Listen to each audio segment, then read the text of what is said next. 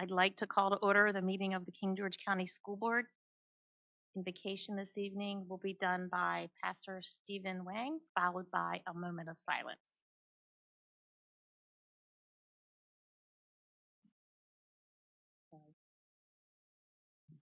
Before I start, I just have to apologize for my attire.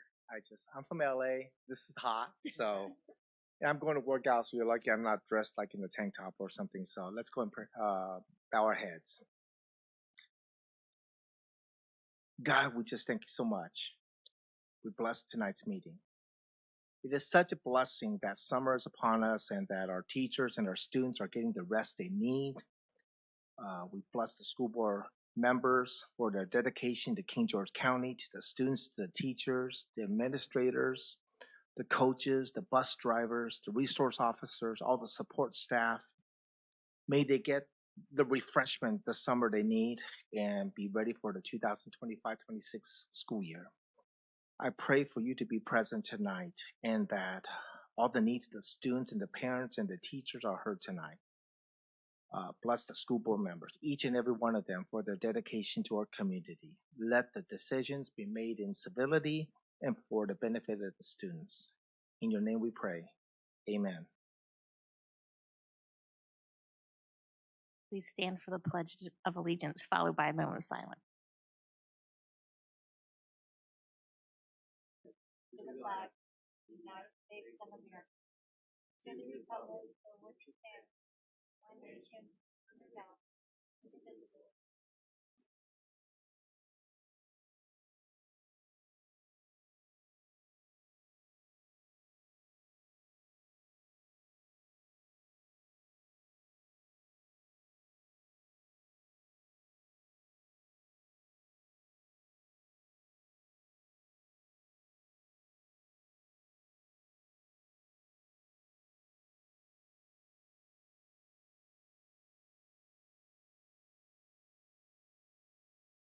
Do we have anyone signed up for public comment? No. Then we're going to skip superintendent comment. Do we have any changes to the agenda? Oh, okay. Okay. So, first presentation. Madam Chair, we have this evening with us virtually Jeff Harris and Haley Norpert, I think I'm pronouncing that correct. If you remember back, the Board of Supervisors, along with the school board, suggested and asked us to look into the vocational school that currently exists between King George High School and King George Middle School.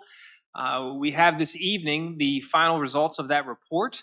And I'll turn it over to Jeff and Haley, and they'll give us their findings. They have presented those to those of us at the school board office, and it's a wonderful report. So without further ado, Jeff and Haley, it's all yours.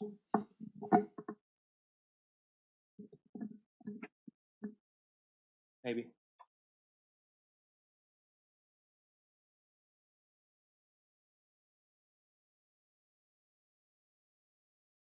See him.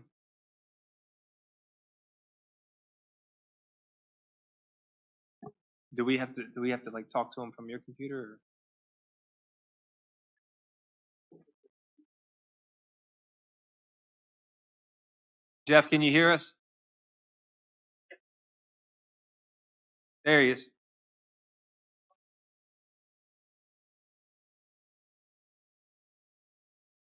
It looks like there's a mute sign.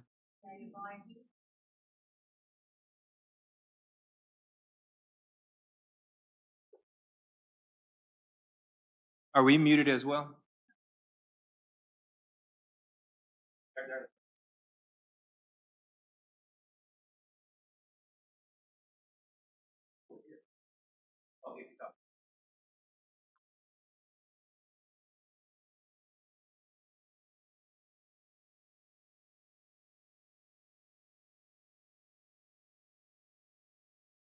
Hey, we're ready to go. You can't hear us. We can't hear you either. It looks like you have the mute sign on your, like when we see you on the screen, it has a little mute thing next to it. I hear you now. All right. Got it.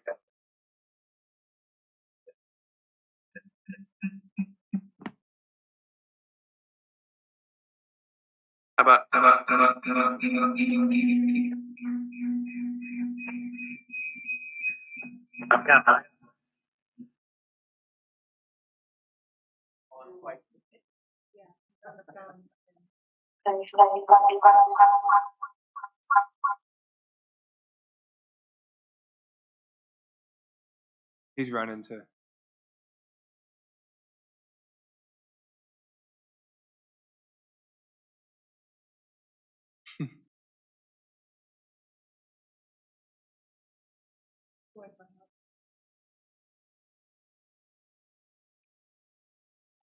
Your computer?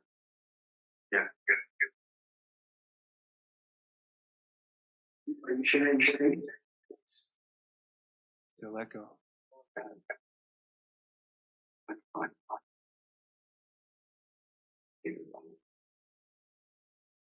Looks like the other ones. You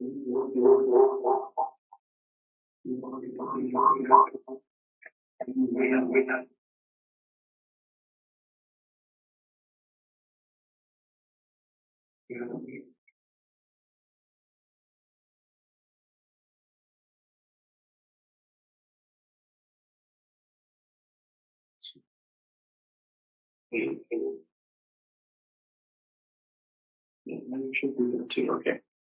So you want to share that screen, right? Oh, there we go.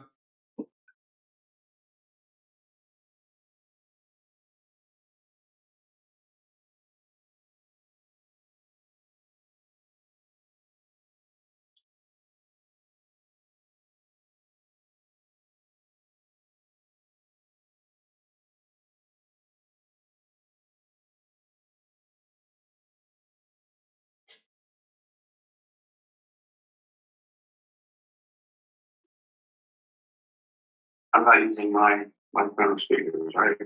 Yeah. You should be able to. I want to share.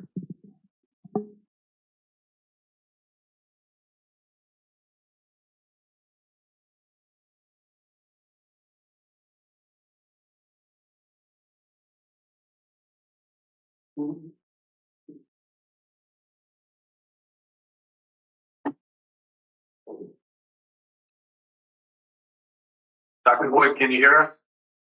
I can hear you, Jeff. Can you hear us okay?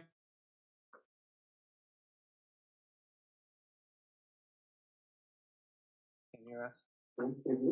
Can you hear us now? Yes, we hear you. Can you hear us? We can't hear them. Can you guys say something? Yes. Can you hear us? Nothing on our end.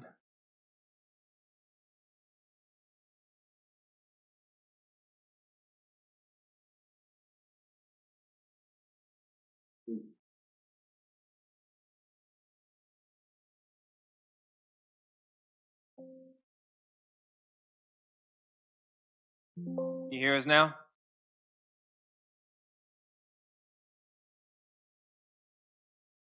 Can you say something now? Can you hear me?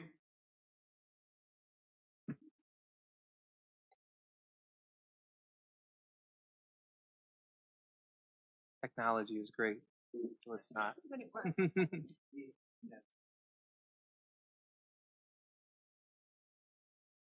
Can you hear us? You want to just tell them to present, and then if we have questions, we'll relay them to Amanda. I'm gonna.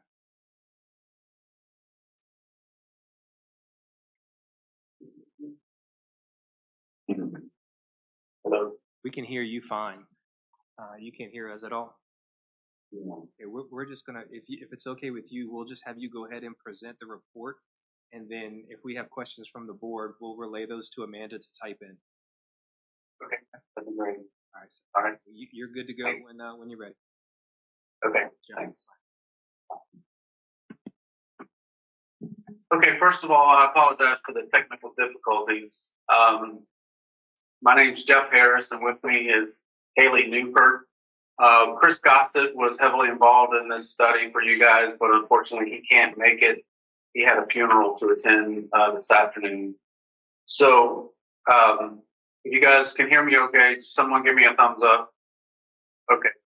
So we want to thank you guys for giving us the opportunity to present this study, go over it with you at kind of a high level. We are happy to answer any detailed questions you might have. But, you know, we just want to kind of go over the intent of the study and kind of give you our findings and share with you some design thoughts at the end. So, you know, we assembled a team of our most trusted consultants. We had Niche Engineering was handling the civil survey. Fate Marshall and Francis had handled the structural investigation of the building.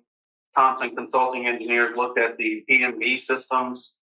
And, you know, with the RRMM team, we were able to put this study together for you guys. Some of the areas that we were focused on is civil. We wanted to look at the exterior of the building, make sure the site was going to work, and kind of uncover what we think are potential areas that would need to be addressed if this renovation were to take place.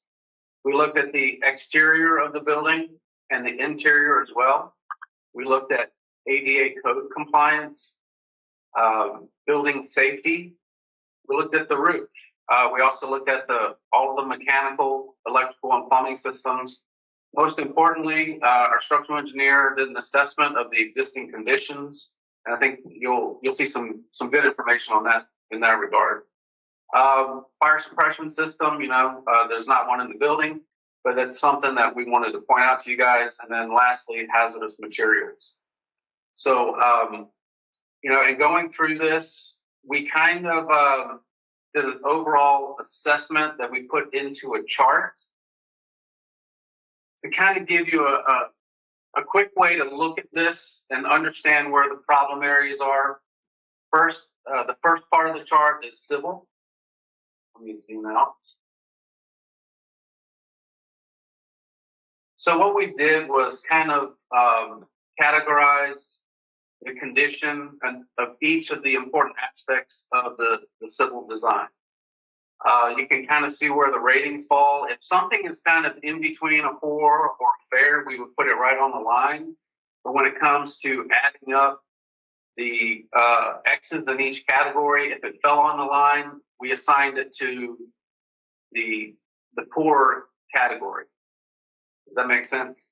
So you can see site related, you know, it doesn't get bad scores. When we get down to the building, the exterior is in pretty poor shape, mostly due to the fact that there's no cavity in the exterior wall. You've got water and wind-driven rain hitting the same CMU that makes up the interior of the building, so there's a lot of water infiltration. I'll show you a couple pictures of what that looks like. When you get to the interior, there are certain areas that were in pretty decent shape. You know, this is the fair category. There are some that were in poor. When you look at ADA compliance, you know, this building was built a long time ago, so there's a lot of things we would have to do to upgrade it if we were going to convert it into a newly renovated CTE facility. Safety and security needs a little bit of work there, a little bit of attention. Building code compliance, the electrical room is very tight. Not really much need for handrails. When you get into roofing systems, it's got a retrofit metal roof on top of it. It's in decent shape. Because it's a single slope, there's no ponding water, so that's a good score. When you get into mechanical systems, as you can imagine, very outdated equipment, needs a lot of attention there. Same for electrical. Some of the intercoms, some of the low voltage stuff is in okay shape. Plumbing, as you can imagine, a lot of old piping, a lot of old fixtures. That's in pretty poor condition. At the end of, you know, these, when you get down to the bottom, we're looking at structural. It's got some things that need attention, but it's also got some pretty good scores structurally. So the bones of the building are in pretty good shape. So when you tally up what's poor versus what's really good about the building, you can see where the numbers kind of fall. All right. The good news is we know you guys view this building as an asset. So there's ways to take advantage of that and use it if you guys feel like it's the right decision for you. So we also summarize down here what some of the biggest problem areas are. Take a look. I'll zoom in a little bit. So you've got 4 windows. I think they're single pane. They're not insulated glazing units like we put in buildings now. That's creating a lot of energy usage concerns. Lack of air cavity, as I mentioned before, it's allowing wind-driven rain to go through the CMU and into the building. So we have ways to fix that. We're going to show you some ideas towards the end. No insulation within the exterior walls. It was not uncommon back when this building was constructed. We're also going to fix that with our solution as well.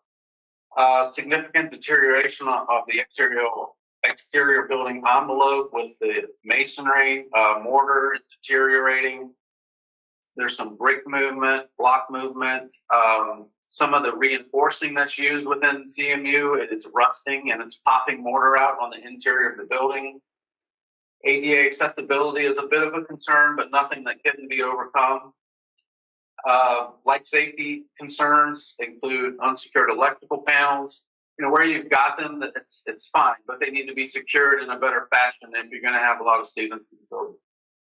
You've got some hazardous materials that need to be abated and removed from the building. And then, as you can imagine, the aging condition of a lot of the PM&E systems just needs to be replaced. So, any questions so far? Any questions? All right. You're going to hear me say water infiltration is a big problem that has to be addressed. So if we take a quick look, I'm just going to show you a couple of photographs, and all the stuff is included in the report. When you see the some of the moisture damage is being caused, here's one example. This is the CMU block wall inside the building, and you can see that the mortar is deteriorating. It's turning to powder. That's due to moisture. So what happens is moisture gets inside the wall. You've got steel wire reinforcing in the wall. When the water hits it, it starts to rust, right? So it pops the mortar out. And then long-term moisture exposure can also turn the mortar into a powder. So you got a combination of reinforcing that's expanding because it's rusting, along with this becoming powdery, and it's not something that you want to let go for too long. Another example of the moisture problem you can see in this photograph here.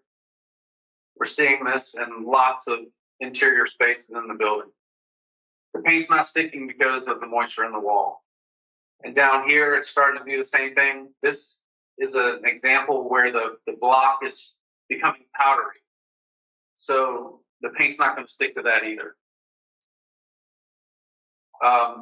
As I mentioned before, the solution we have moving forward, we think would take care of this, and it shouldn't be a problem in the future. Let's see. So if you guys don't have any specific questions about kind of the overall issues in the report, what we want to show you is how we think we can make this building work for you. If you were interested in moving forward with the renovation, this is the existing floor plan right here. Things that are dashed are things that we would demo. We would remove them to make the space work with the newer layout. So there's a lot of walls back here we would take out. Clearly, the toilets would need to be rehabbed. We would have to make those ADA accessible. So part of that includes making them larger. You got electrical room down here that we would have to enlarge to make it code compliant. We would remove all of the exterior windows and put in new, more energy efficient windows that are insulated, and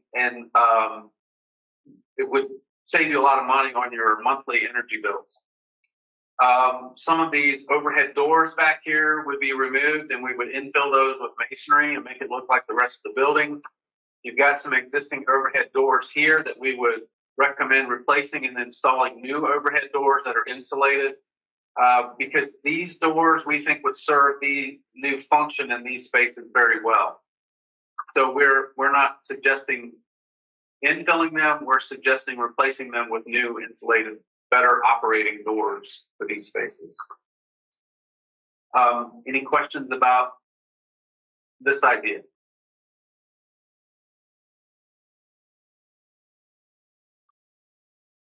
Okay.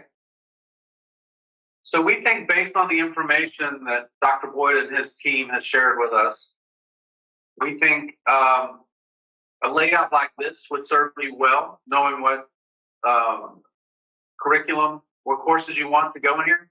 And there's always room for adjustment if necessary, or maybe you say, well, maybe we want to move engineering and mechatronics. We want to keep it in the existing high school. That's fine.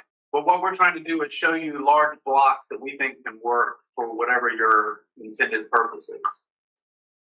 So down here, what we would recommend is creating a new public entrance to a multi-purpose culinary space that can serve for banquets, small functions, opportunities for the culinary arts students to kind of show off their work and serve, maybe it's a banquet for volleyball teams or something. Maybe it could be anything really. But this would serve as a classroom type space when needed, but also a multi-purpose after hours event space if needed as well.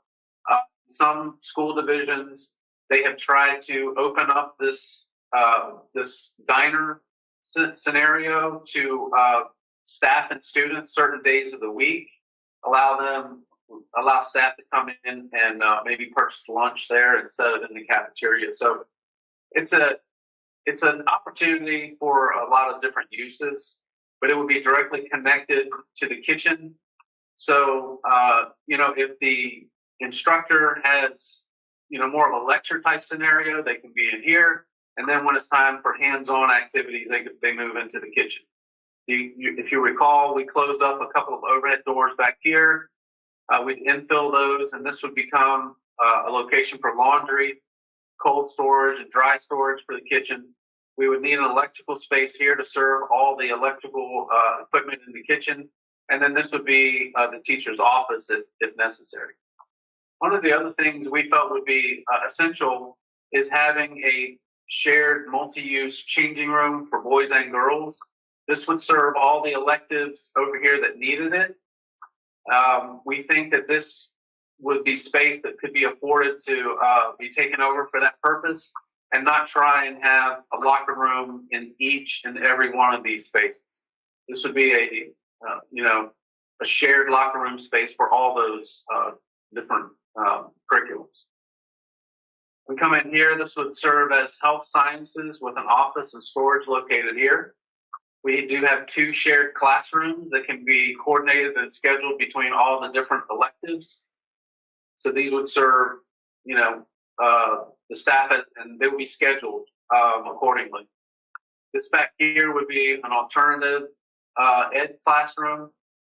We do have a conference room / office right here. It's located off the hallway, so you could access this conference room without going into the alternative ed space. Over here are where the current toilets are located, but you'll see they are much larger, so the blue lines indicate where we've expanded the toilets. So the blue walls are new walls. So we would make these fully ADA accessible, and that should give you enough toilets to serve the entire facility. Over here would be engineering, mechatronics, and robotics. They would have their own storage space, tool room, and additional storage here. One thing I forgot to mention is having a staff toilet located right off the hallway. This is currently a very small restroom. We would have to expand that to make it ADA accessible as well. But you would have student toilets here, and you would have staff or single-use toilet right here. Over here is agricultural / building trades. They would have a sizable storage room here. They would also have we will keep that overhead coiling door to give them access to the greenhouse, which is located right over here. Did not mention keeping this overhead door for access for delivery of materials for engineering and mechatronics as well. If we come back down here, this is where the electrical room is currently located, but it's too small, it's undersized.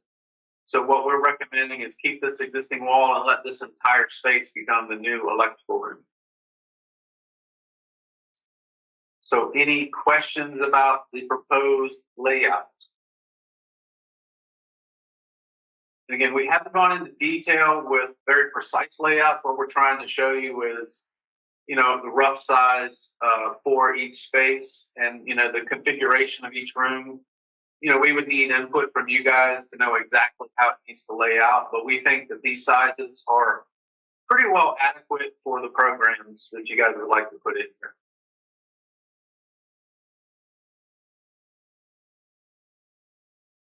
Okay, there's no questions about that. I mentioned that we think we've got a way to deal with the water infiltration through the existing exterior wall. And this is a section that we roughed up to kind of demonstrate how we would solve some of those problems.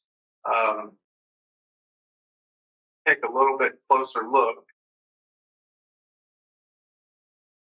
What you guys currently have is 4 inches of CMU here with 4 inches of brick here with no airspace.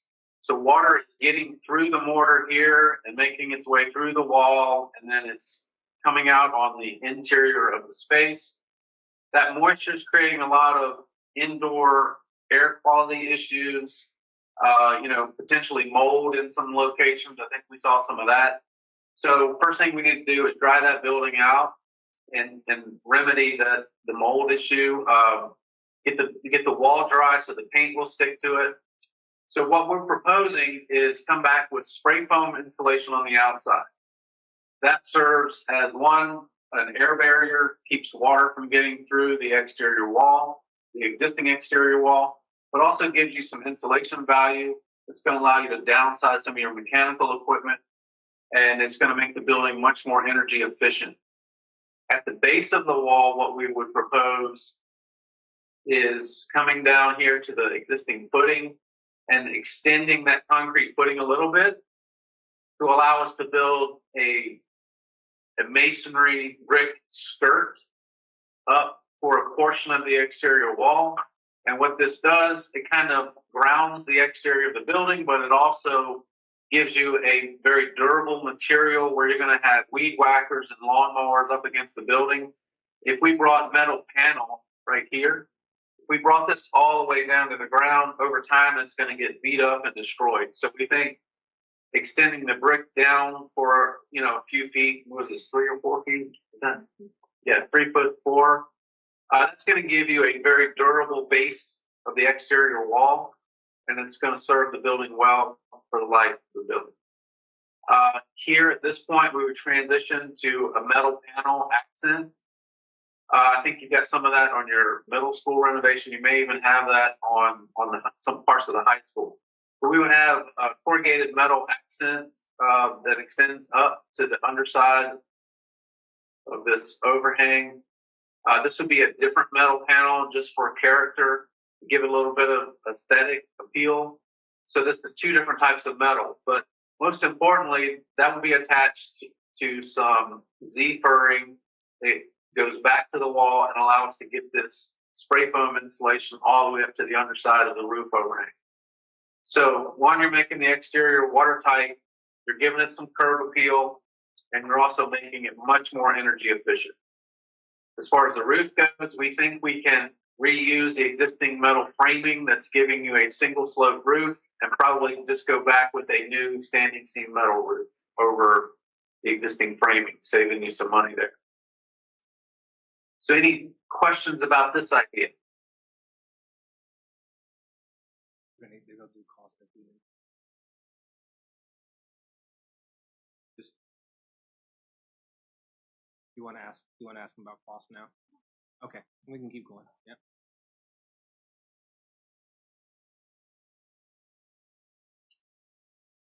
Okay.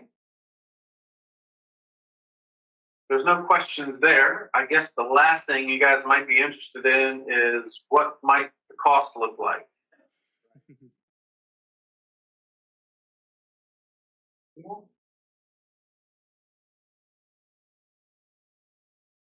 So when we're working at this kind of design level, it's very difficult to get a detailed estimate. So we work with our trusted cost estimator that does a lot of our detailed estimates, and he's got enough data that he can pull together reasonably well numbers for different aspects of the renovation.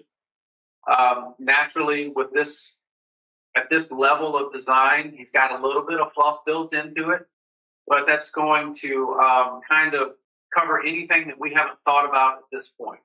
So just understand these are a little bit fluffy, but they're going to be within the ballpark. And, you know, I don't think anything would be twice. I don't think he would estimate anything twice what it actually would be. You know, we might be, 10, 15% higher. That's just because at this point there's so many unknowns, too many things we don't know. So when you look at this a little closer, our existing building square footage is about 17,700 square feet. So he's able to come in and kind of do major categories and assign relatively good costs to these, giving us a cost per square foot. And he's kind of indicated over here under the comment section some of the things that he's made sure he's covered. At the end of the day, when you get down to an estimated cost, we're looking at about $335 to fully renovate this. $335 a square foot, I should say, sorry. So that gives us a number of about $5.9 million.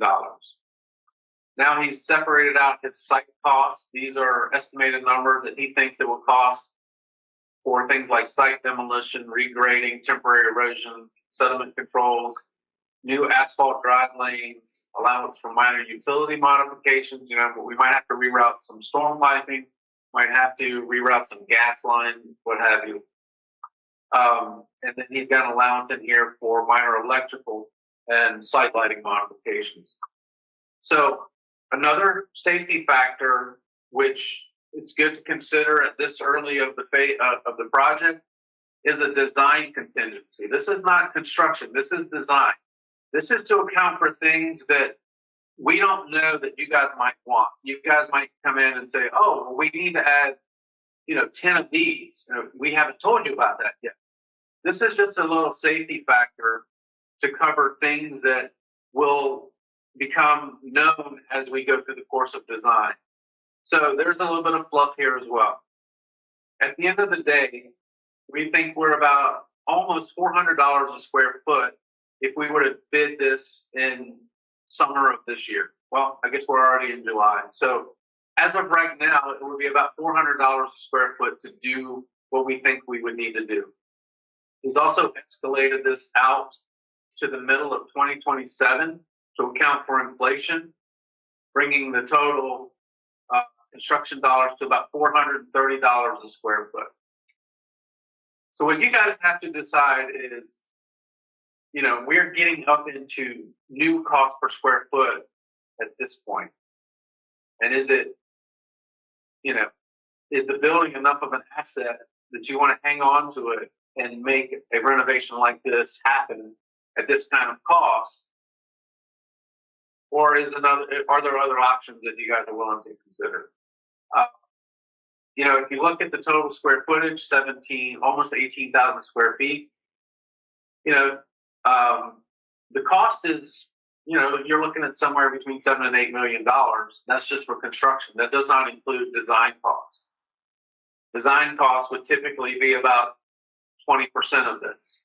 And that includes full AE design. It's going to be all of our consultants. It's going to include special inspections.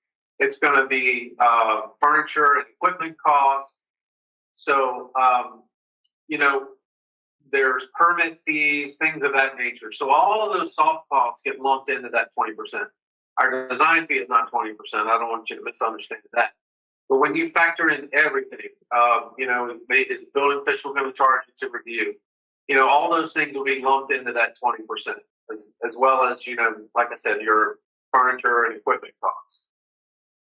So you would multiply that $7 million or $7.5 million times 1.2 to give you a rough overall project cost.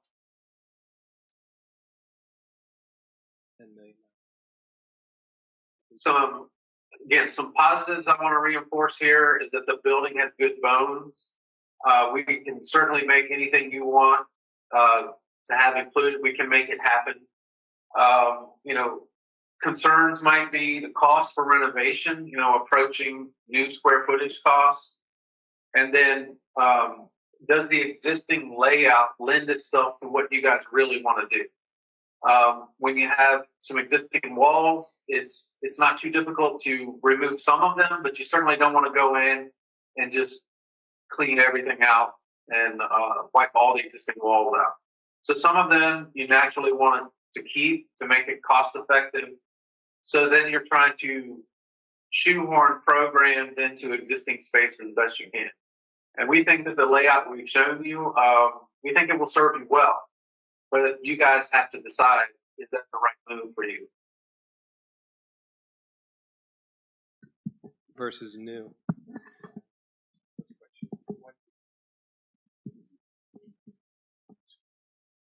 Okay.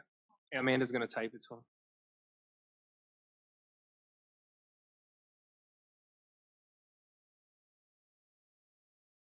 Yeah.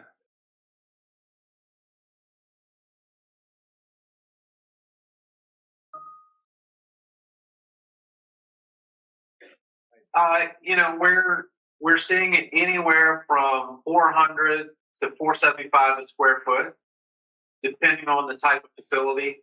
Elementary schools might be, you know, closer to 400. High schools and CTE facilities, if they're very specialized, you know, you're going to be 450, 460. You're going to have, you know, as you can imagine, your culinary arts space is going to be pretty intensive. It's going to require a lot of infrastructure, plumbing, electrical, rough-in. You know, that's going to be a higher end space. When you get to mechatronics, you know, that potentially could be an expensive space. But I would say probably your culinary arts is going to be your most expensive space in this building. So, you know, I would say for this building, you're probably looking at maybe 450 a square foot overall. Not much difference. Now, when we talked before, you know, if they were to remove the existing building and build on that same land, then you're talking about 450, right? You're talking about that cost per square footage. If you were to say, well, maybe what if we build a vocational building somewhere else? Then there's a lot of added cost to that. Cost of the land, site work, all of those other things. So to put this in context too for the community, I know the school board has worked a lot on this. Right now we have major capacity issues across the division, but most specifically at the elementary school level and at the high school level. We are setting on a past referendum right now for a $57 million elementary school, which would help on the elementary end of our capacity issues. On the high school end, King George High School was built for 1,500 students. We're currently sitting at about 1,550 and climbing. So to open up the vocational center would be a relief valve for the high school. It would provide additional workspace for our high school students. And I can tell you in my travels and talking to folks in the community, elected officials in the community, and really even outside of our community, vocational education is one that is in high demand and a lot of folks are very interested in getting back to a workable situation here in King George. I can tell you around us, there are a lot of functional and very successful vocational centers. The entire Northern Neck uses Northern Neck Technical Center. Spotsylvania has Spotsylvania Technical Center. Stafford has an academy system. Caroline has their own vocational center. Right now, since the vocational center here in King George closed, we have some vocational programs that are working out of the high school, but not a center like those other neighboring school divisions right now. So the added vocational program and also the like I said, the relief valve of allowing us to have some additional instructional space for a high school building that's at capacity is really the catalyst that has served for this feasibility study. I know our board is fully aware of that, but I want to make sure that the community is aware as to why we're doing this study. Any questions you'd like to ask Jeff and pass on to the group? I've already asked one, but I have more, but go ahead. Was a study done in the past on this building? I want to say that I've heard something about that before.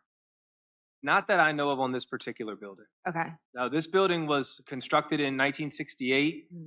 It was run as a vocational center all the way up to 2008, I believe 2009, when the middle school, the existing high school at the time, King George High School was the middle school. That moved over to the new high school, and that was right about the time that the vocational center closed. So from around 2009 to current 2025, it has been seldomly used.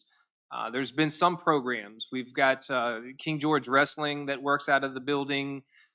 We've had some Parks and Recs programs work out of the building. We have Fox Stocks that's currently in the building. That's a program run by King George Education Foundation for school supplies for less fortunate students.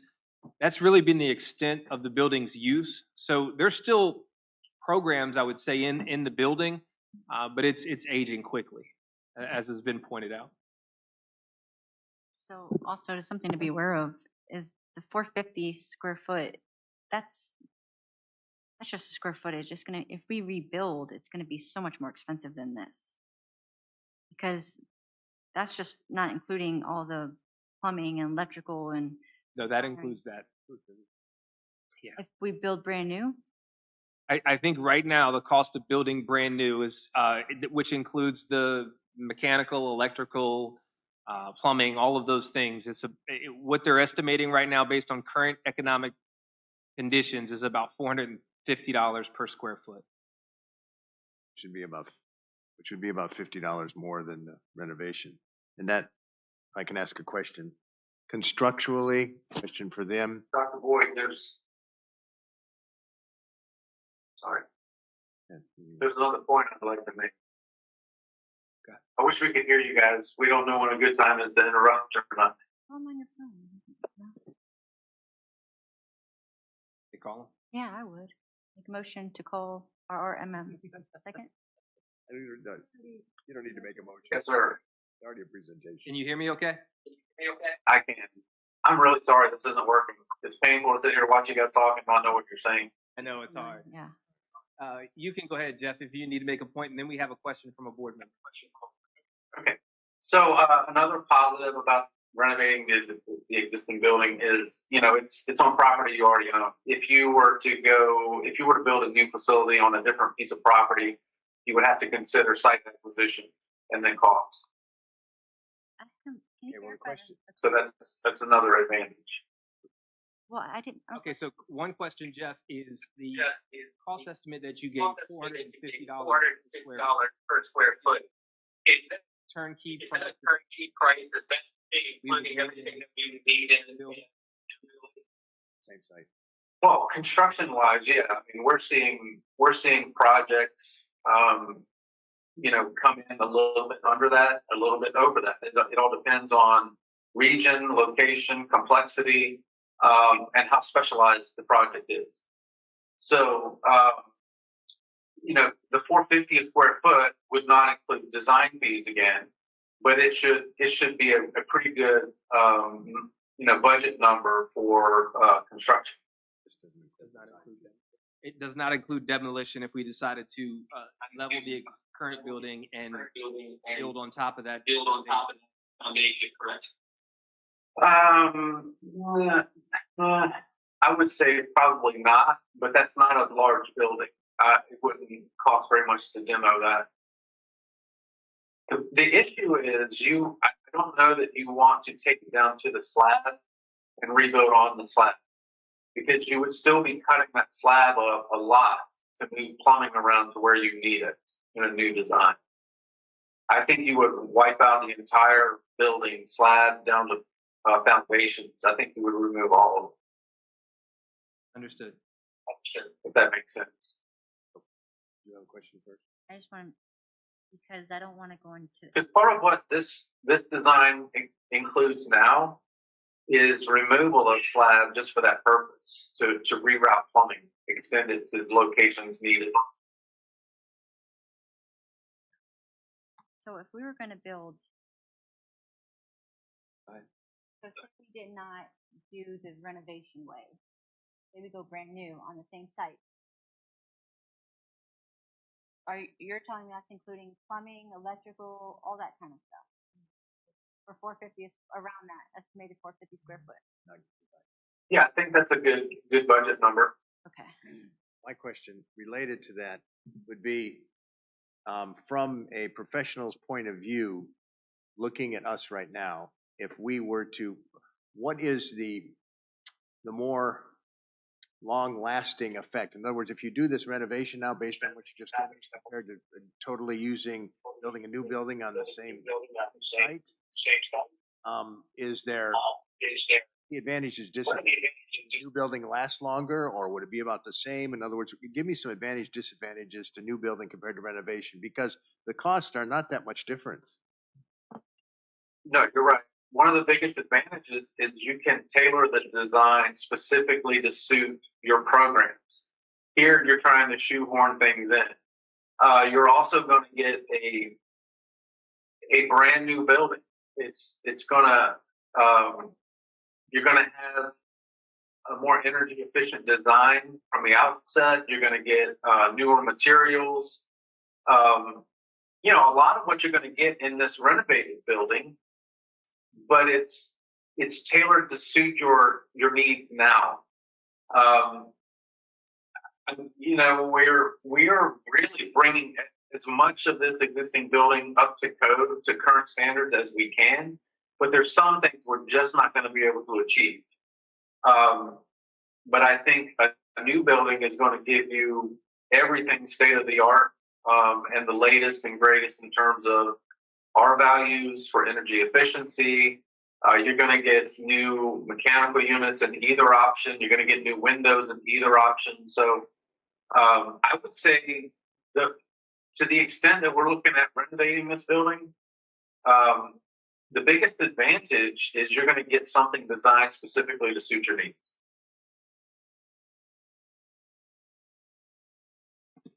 Go ahead. And you're not going to be fighting with getting rid of mold and stuff like that. Do we have any other site options? Like what would be a site option? There's no site option. We would have to buy something. But knowing that the county does have land available, I mean, have you looked at any of those site options that the county has? In terms of what the county owns? Yeah, No. because I do know that they own stuff. They do. So I mean, I can't recall where they are located and to know that if there would be a site that would work out for this, but I know we have property, you know. But Board office. yeah, why would we though? If this site's already available, if we build new, why not use the same site here? It's right next to the high school. I'm just thinking in terms of, I mean, you have programs that are there right now. So when you think about getting this up to code with everything that's required, if it was just a building, right, without having to build it out, it would probably be a lot less expensive using the existing structure that you have right now and just building it out to be able to be used for something, right? But then putting into another building what you really want to get for your programs. That's what I was just thinking, because we could really use that building for something else. Yeah. How have we thought about getting this an estimate for building a new building, a brand new building? I mean, he's told us per square footage, but we don't have a breakdown. No, I mean, you mean on a new piece of property? No, on the current one. Well, I think that, Jeff, correct me if I'm wrong, but if we were to build on that existing piece of property, a brand new building, is that also the $450 per square foot estimate? Yeah, I think you would have to factor in a little bit of demo cost to clear the old building out of the way. You know, I don't see that costing more than, I mean, I'm guessing $600,000 or $700,000. The location is excellent. I mean, in terms of the accessibility for middle and high school students, they can walk to the, if it were off-site or off-campus, then we would have transportation things to consider as well. I'm saying if we were to go ahead with a new building, we'd still be in a new feasibility study, wouldn't we? Or could we use this one, saying only instead of this cost, it's 450? Jeff, the question is that if The question is that the if board we, wanted to consider a new building on that same location, would we need an additional feasibility study, or what would be the next steps? what are the next steps? So what we would do is, are you thinking roughly the same size, or would you go a little larger, smaller? What are you thinking? Roughly the same size. Okay.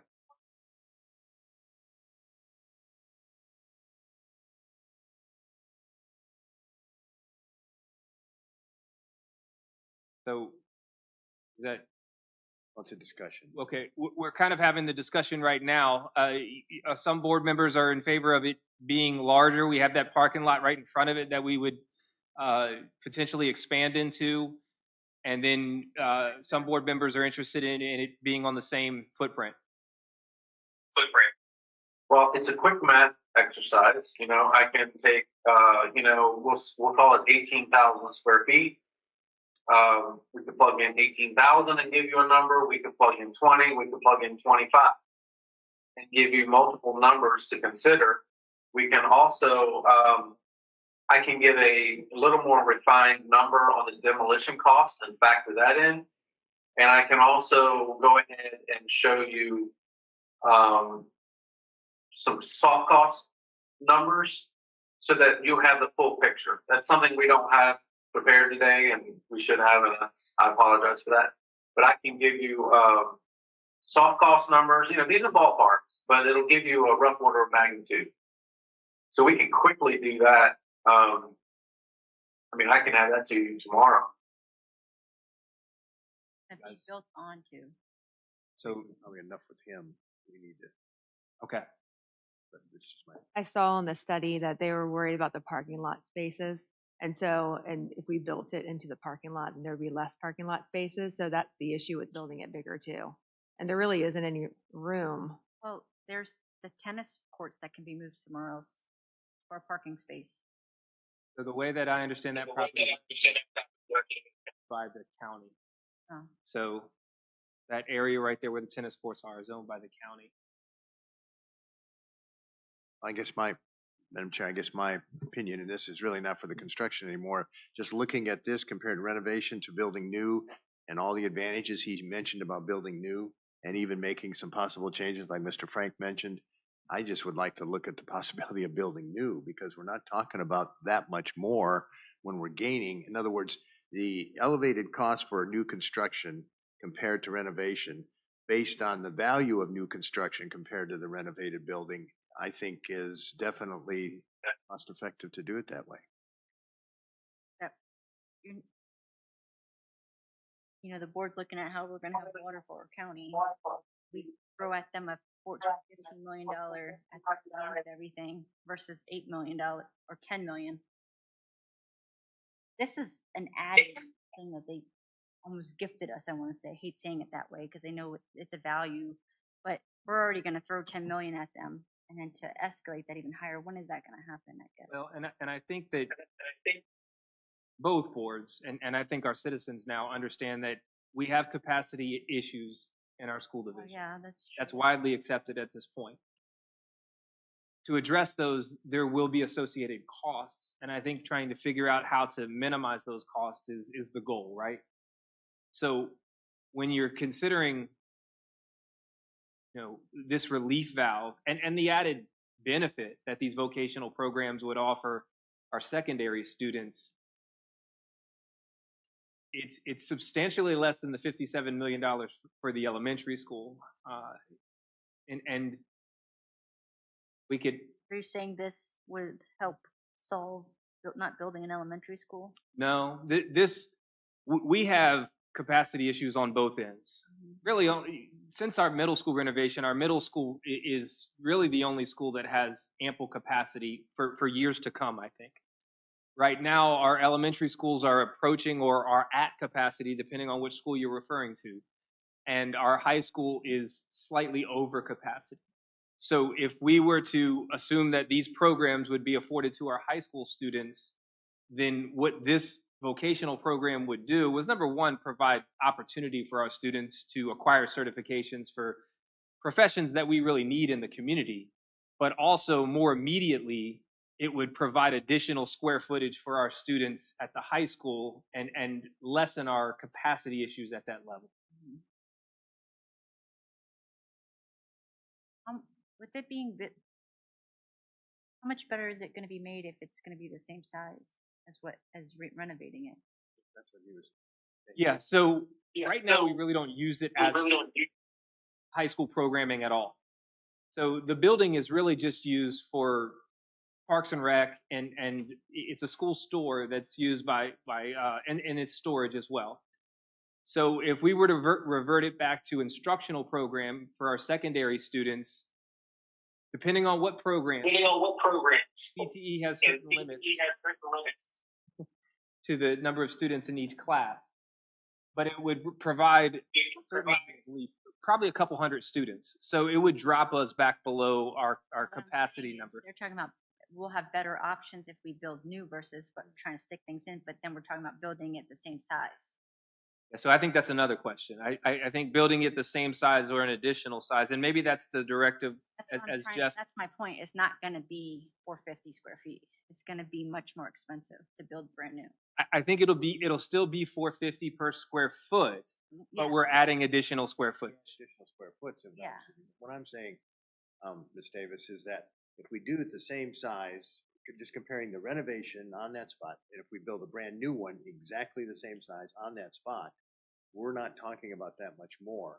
But the advantage of a new one, without considering adding extra spaces for various reasons, parking or whatever, is to me greatly beneficial because first of all, it probably lasts longer if it's new. Secondly, all of the advantages that he mentioned, there are 6 or 7 of them, if you build new as compared to renovating, to me, by just a little bit more, which is not that much more, again, same size, is worth looking at building a new one. Last question and I'll shut up. How long does this renovation give life to the building? How much more life? That would be a Jeff question. Jeff, I have a question from the board.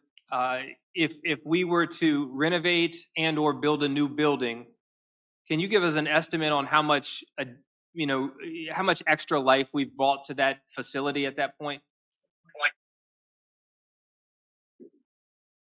Well, that's it's kind of difficult to kind of compare the two. I would say if you renovated, you're probably getting another 20 to 25 years out of it.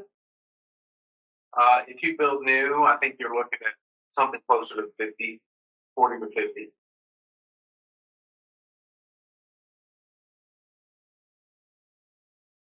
So would the board prefer that Jeff go back and crunch some of those additional numbers for the cost of new square footage and create a escalating factor in there for additional square footage we can explore? That's what I would say too. Even if we don't do the additional, although talking about it's a great idea, but what you had just said, Ms. Davis, is presenting something to the, Board of Supervisors. If it's only a little bit more for brand new comparing to double the years, I'm pretty sure they'd say, well, that makes sense. But it also gives us the option to look at maybe making some additional. So my vote would be yes.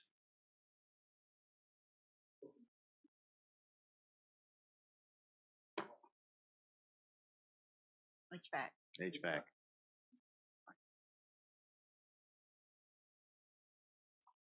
In the HVAC and the electrical, Plumbing and all. plumbing and stuff like that in there, which we don't have right now. I see an alternative school, which, we could turn that space into HVAC or plumbing or welding or electrical. Those are the things that we need in the area. And those are the things that you can't get. You call an HVAC, and it might be a week before you get to your house because we don't have that stuff here now.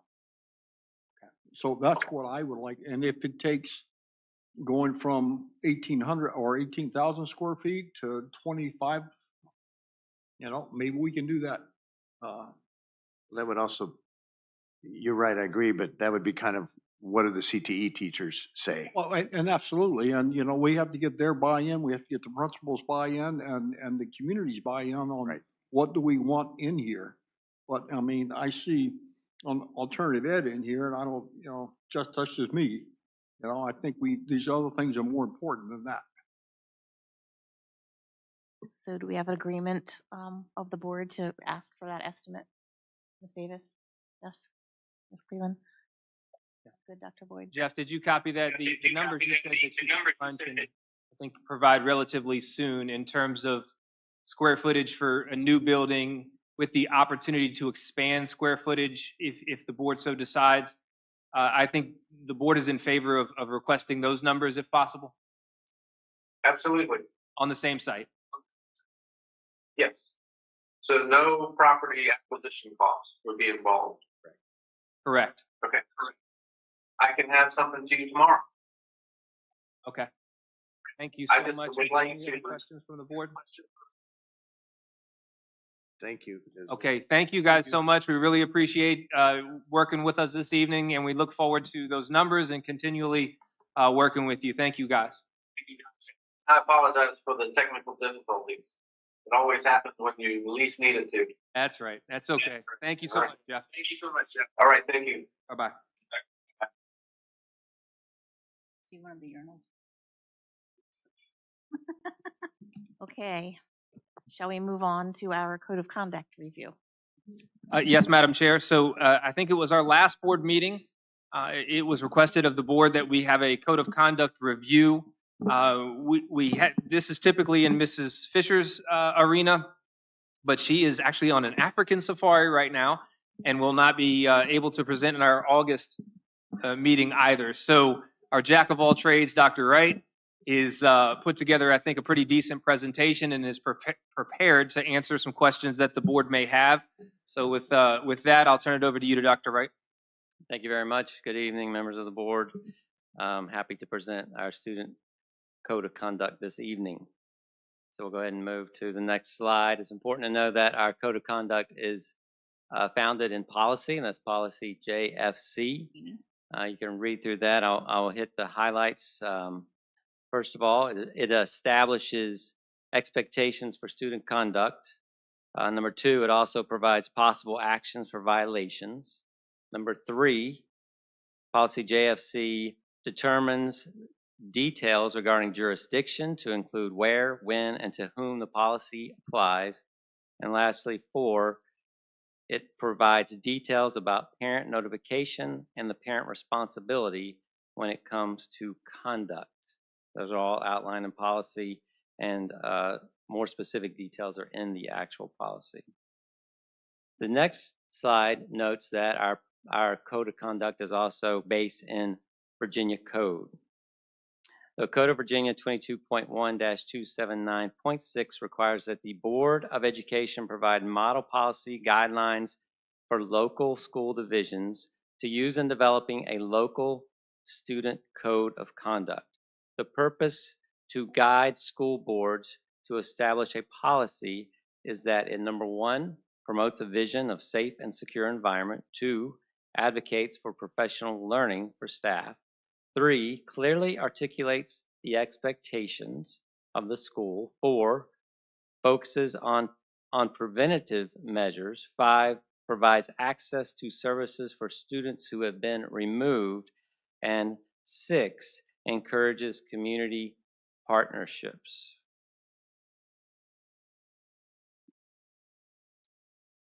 Moving on.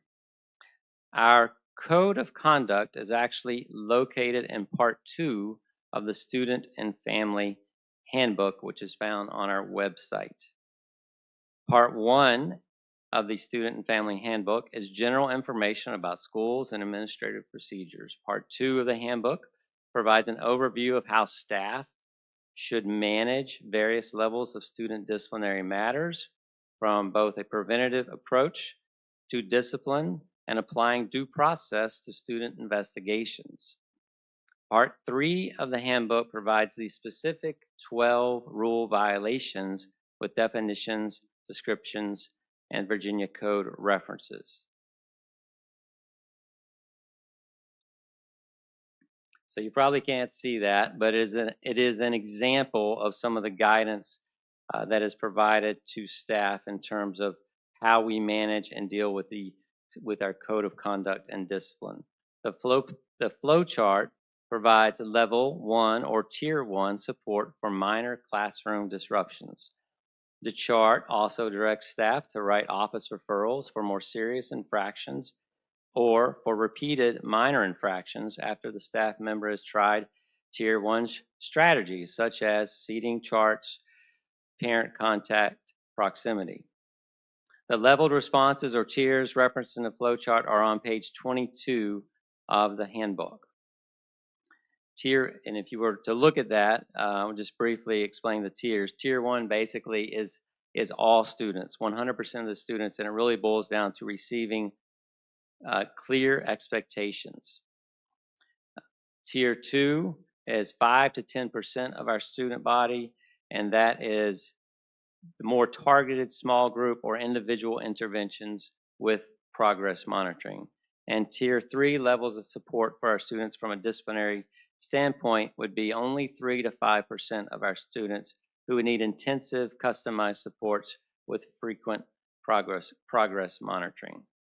It's a note of emphasis that while this is focused on behavior, we constantly share with our school leaders and staff is that supporting teachers in the classroom with strategies to keep students engaged is the #1 strategy to reducing disciplinary infractions in the classroom. There are several other excellent strategies, but keeping students engaged is by far the best. Moving on, to our more details about our student code of conduct, we are required to, by code, to provide online access to the student code of conduct. We ask our parents to sign off at the beginning of the school year that they have read and understand the student code of conduct. Principals review the code of conduct and specific standards with both staff and students annually. The Code of Conduct Work Group meets annually to review the guidance and propose changes or updates as needed. The work group should include members from our student body, faculty, support personnel, parents, and community members. This is probably the part of the handbook that you're most familiar with from our disciplinary hearings, which is our standards of student conduct that are found on pages 35 through 41. Those are the 12 rules that you see listed. And then they provide the specific rule violations, definitions, and descriptions with Virginia Code references, all in Part 3. From 1991 to 2021, student discipline data was collected via the annual report of discipline, crime, and violence. This report included 100 violation codes grouped by general topic. King George County Schools organized these codes into the 12 broad categories called Rules 1 through 12 that we just took a look at. In 2021-22, VDOE updated the discipline reporting system to what is now called Student Behavior and Administrative Response, or SBAR. Since 2022, we have reported our data in PowerSchool, which is our student information system, and to the state using the updated SBAR codes. However, we have not updated our standards of student conduct. Beginning with this coming school year, 25-26, our Code of Conduct Committee recommended to replace the 12 rules in our standards of student conduct with the SBAR codes provided by VDOE to provide a more seamless reporting system. The purpose for the change is to more accurately align our disciplinary standards and infractions with the correct reporting codes that we report to the state. For example, Rule 1 of our current standards of student conduct, which is alcohol, drugs, and tobacco, would be replaced with SBAR code BSC, which stands for Behaviors of a Safety Concern. Under Behaviors of a Safety Concern, there are 27 specific violations. Alcohol and tobacco and over-the-counter drugs fall under the same reported category, which is BSC, Behaviors of a Safety Concern. However, they have different violation codes and different recommendation ranges of consequences. Drugs that are controlled substances, however, fall under a completely different reporting category, which is behaviors that endanger self or others, which is a more serious tier, and it that category also has many specific violation codes with different ranges of consequences. The next slide shows the 12 rules listed on the left that we currently have in our standards of student conduct and the proposed 6 reporting categories. The SBAR categories begin with minor violations that you see in category A, which will be behaviors that impede the academic progress, and 2 more serious violations in category F, which are persistently dangerous behaviors. There are a total of 88 specific detailed violations within the 6 categories.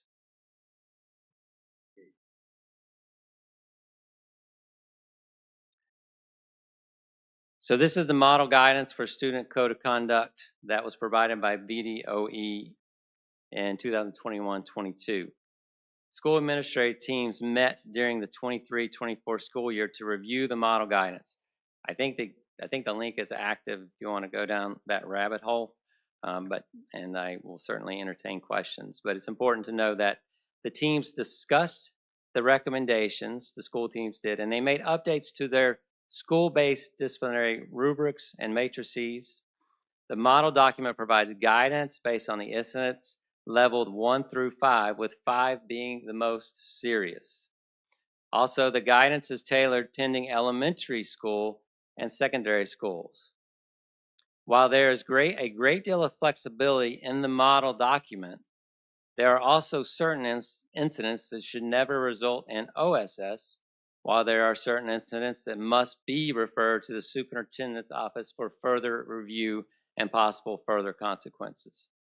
Additionally, our school matrices may differ from the model guidance pending updated, for example, pending updated governor's orders or recently approved laws. Most recently, the cell phone order that I think is being discussed later tonight became law July 1, states that students should not be removed from class for a cell phone violation, while our model guidance under BSO 13 says you can put students in ISS, which would be a classroom removal. So while it's model guidance, we certainly can make adoptions and changes as our schools see fit, as long as we are within the parameters mentioned. Schools will update school-based disciplinary rubrics and matrices to ensure students are not removed from class for ones that we know we cannot do, such as the cell phone violation. Thank you. Just a couple other things I wanted to point out.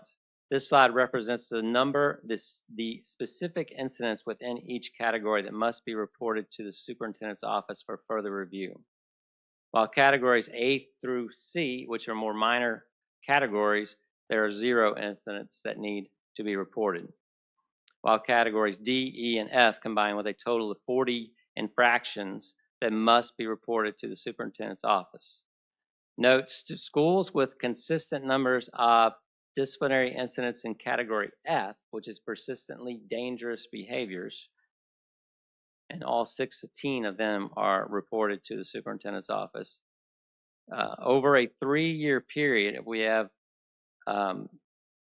several of those, or an ongoing number of those categories reported to the state, we would be designated as a persistently dangerous school, which would allow students in those schools to transfer to a nearby, safer school at the cost of the school division. Wow. I don't see that happening anytime soon, but that is part of the code. The next slide states that Virginia talks about the authority of the superintendent. This slide notes the authority of superintendents in Virginia to suspend students over and up to 45 days, and over 45 days and up to 364 days, pending the existence of what is termed as aggravating circumstances. Typically, that falls under those codes that are mentioned, which have to do with felony charges in drugs or weapons. And our current practice is most of the time we involve the board with disciplinary hearings when we're dealing with those serious infractions. Lastly, our last slide talks about the school board authority for hearings and expulsions, which just simply states that the Virginia school boards do have the authority to expel students for no more than 365 calendar day, and to set parameters and conditions upon the student's return, and to assign students to alternative educational sites. And that is all I have for you. That is just the student code of conduct. Our family and student handbook is much more of a broad document that covers more details about services we provide to our families and students. But I know the meat of this was supposed to be student code of conduct. So if you had any questions for that, I would be happy to entertain those. Does anyone have questions about the presentation? Yes, Mr. Bush.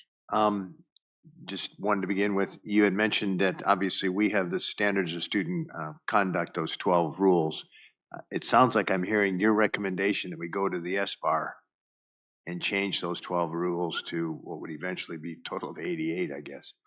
Well, we already have a lot of rules within. Well, yeah, Yes. I just mean Correct. this one, the 6 SBAR main categories, A through F. Your Correct. recommendations, we go to that? Yes, we're already using those 6 codes in our. But you're having to data. interpret them, is that it? Or, Well, it's just not as accurate, I think would be the best way to Okay, explain it, that's in what that we have much more broad codes. We have 12 rules. Right. And then we have 6 categories, but within the 6 categories, we have the very specific definition of exactly what happened. So when we report it to the state, we're putting the SBAR code very specifically listed, and also in detail exactly what happened. So we would want our information and our standards to specifically state out each of the different infractions, from the classroom disruptions and what that looks like, and to the more serious ones with possessions of these drugs, alcohol, tobacco specifically, and what the consequences would be. So it would just be an act to be more clearly, our expectations and rules and consequences would be more clearly defined. So what I'm hearing so are you saying we do need to make a change then? Oh, absolutely. It needs to be updated. It's right. about 4 or 5 years. We still have the same I understand that. rules, and we still have the same It's consequences. better defined by using the SBAR Correct. situation. And so when we come to hearings, we're gonna more like seeing SBAR category F. No? You won't see that. You'll see the rule violation, possession of marijuana. Okay, that's my. Nothing will change on your end. Okay, that was my Correct. question. Does anyone else have any questions? I do. Thank you. Thank you, Dr. Wright. I appreciate you giving this presentation to us. I would just like your opinion and Dr. Boyd's opinion about the enforcement of the Code of Conduct in King George County Schools. What are your thoughts and opinions on the consistent execution of this? And just, I'd just like to have your opinions on that. I think the last couple of years, Dr. Boyd and I have worked very hard to communicate with principals and assistant principals on what they need to contact us regarding. So, and we lay those out, and those are in the document that is provided that we looked at over on the far right. Anything that's on the far right has to be reported to the superintendent's office for further review. And many times we look at it, we'll call the principal or the assistant principal, and we'll talk through the details of the circumstances, especially when it needs more details. But at least we have the opportunity to review it. And sometimes we need to have a board hearing.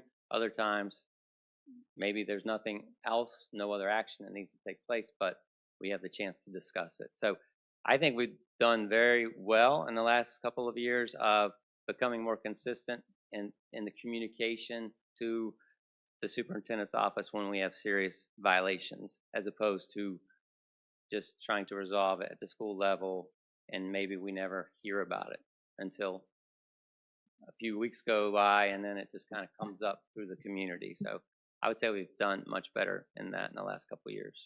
Yeah, I would agree with that. I think we've made improvements in the last couple of years. You know, this is year 10 for me in King George County, and 3 in the superintendent role. And I think with Dr. Wright overseeing a lot of this, we've made a lot of improvements. I think conversations like this, though, further our improvements. I think, you know, we'll have 3 new principals in the school division where these type of conversations and using the same type of language and understanding the state guidance on infractions specifically by their code name, and updating our school matrix so that they reference the guidance from the state in terms of consequences furthers that goal to reach that level of consistency that I think the board wants, and I think we want in the school board office as well. I think we're making improvements. This conversation makes further improvements, but as we work with our principals through this year, I think we've got a brighter future ahead too in terms of consistency. Yeah, thank you for that. And I just wanted to make a few comments about that because I think it's super important that when we have these things in writing, rules, policies, that, you know, they're consistently being executed, and that we're consistently talking to the administration about it to ensure that the teachers are consistently executing on it, because, you know, rules and policies are in place for our students. For many reasons. But if we disregard the rules and policies in our schools, we're teaching those students that when they get to adulthood, that it's okay for them to disregard this as well. So I just stress the consistency of this. Some of the stuff that I see sometimes is not consistent. Some of the stuff I hear is not. And I just want to make sure that we are, you know, super focused on being consistent with the execution of it. Yes. Okay. Mr. Chairman. Anyone else? Me. Yes.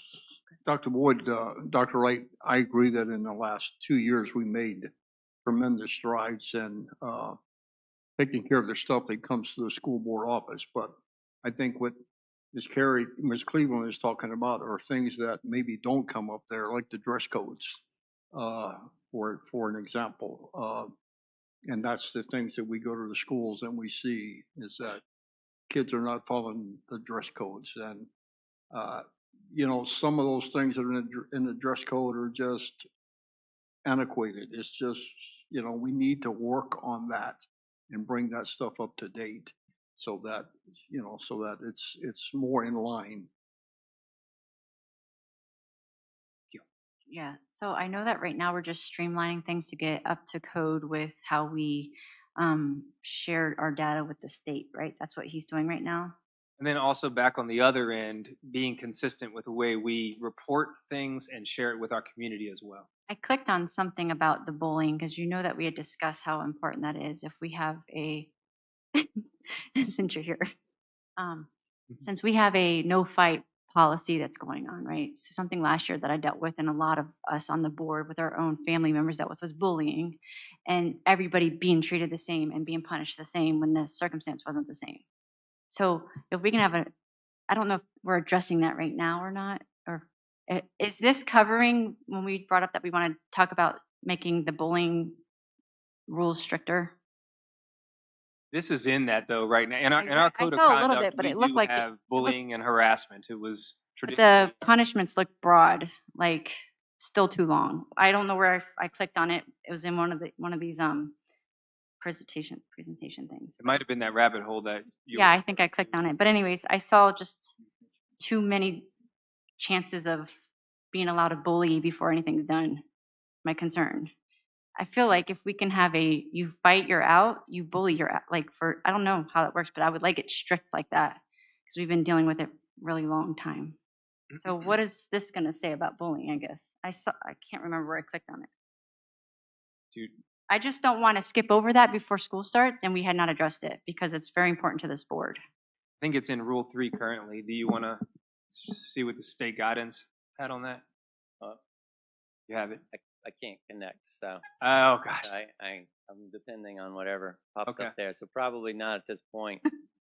But I will say that it is, the bullying thing is not, this is not a new conversation. It's probably one that we've been talking about for at least 20 plus years. So I don't know that Longer than that. there's a day, a number of day, whether it's 3 days or 5 days or 10 days or a board hearing that necessarily will fix it.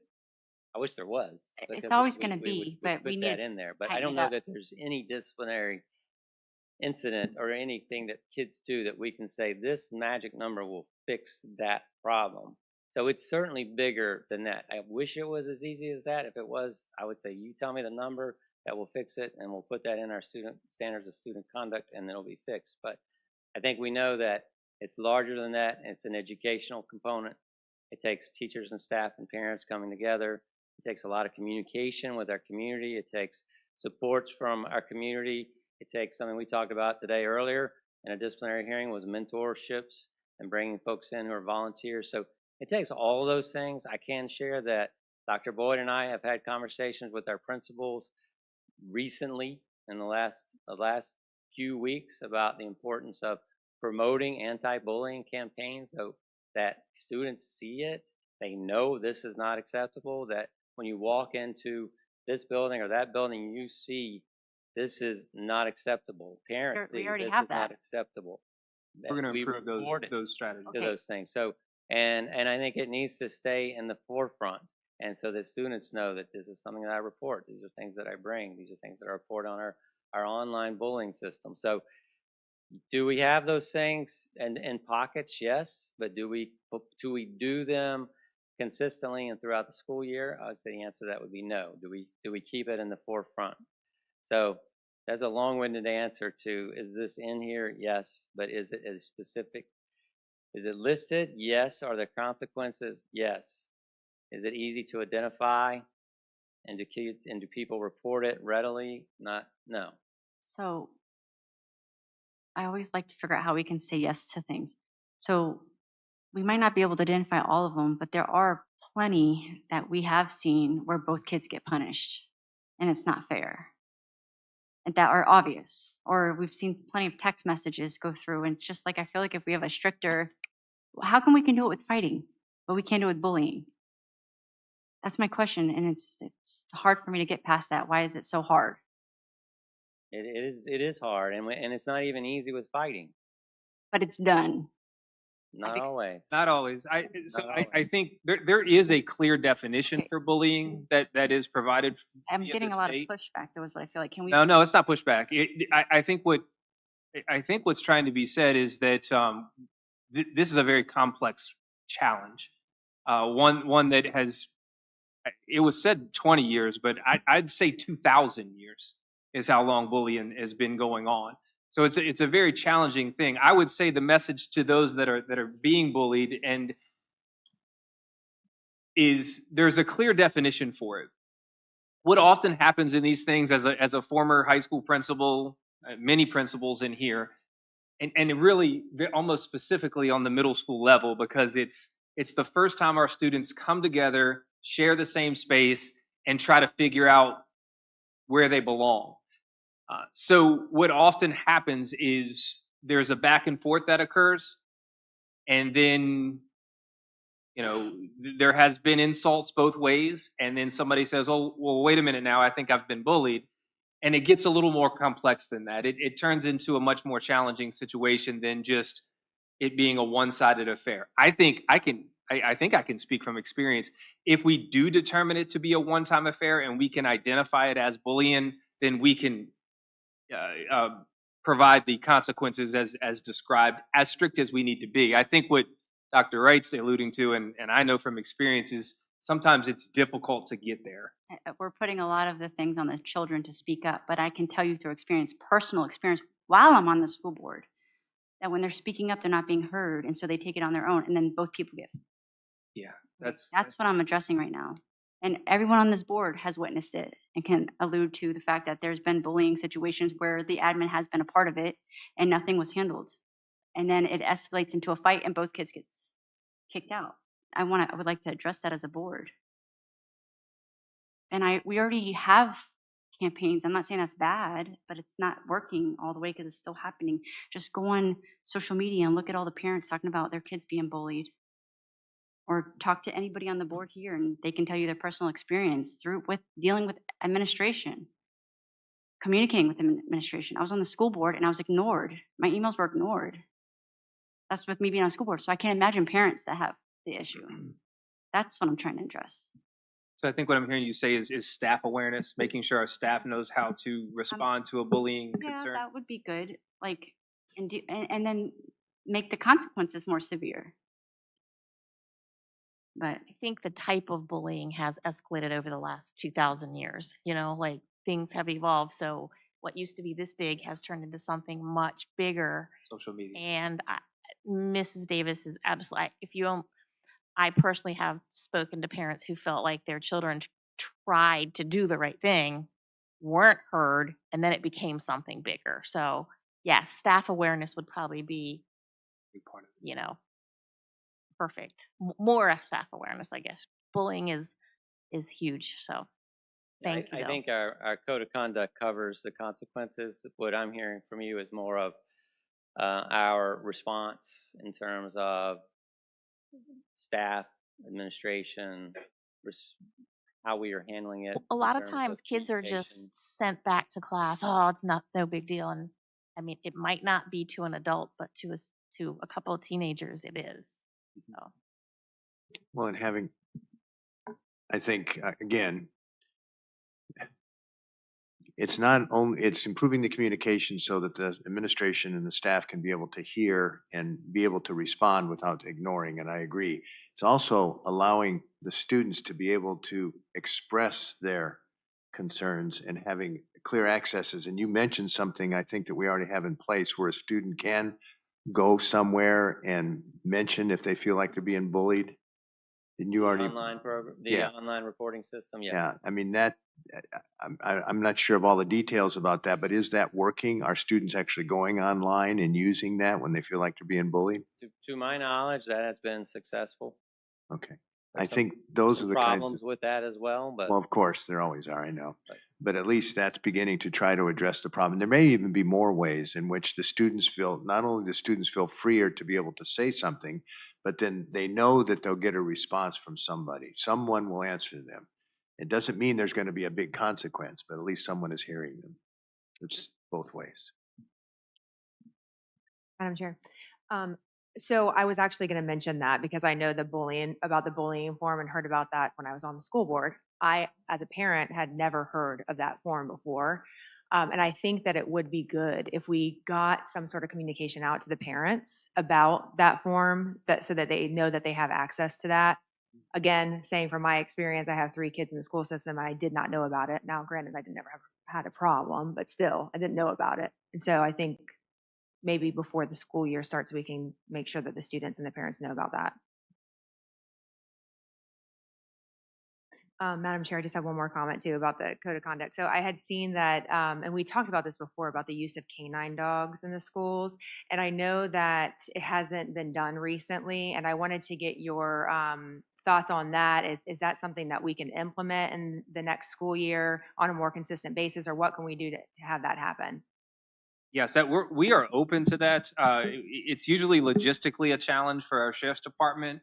I will tell you that with our new weapon detection system and the training that we just went through, there was a suggestion, and in fact, a practice that has been employed in many other school divisions where you randomly choose classrooms to search, very similar to what we do with the canine search, where the way the canine search works is we vacate a classroom, everyone leaves their belongings in there, the dog and the handler go into the classroom, and if there's something nefarious in the classroom, then the dog sits down and then we pull that bag and question that individual.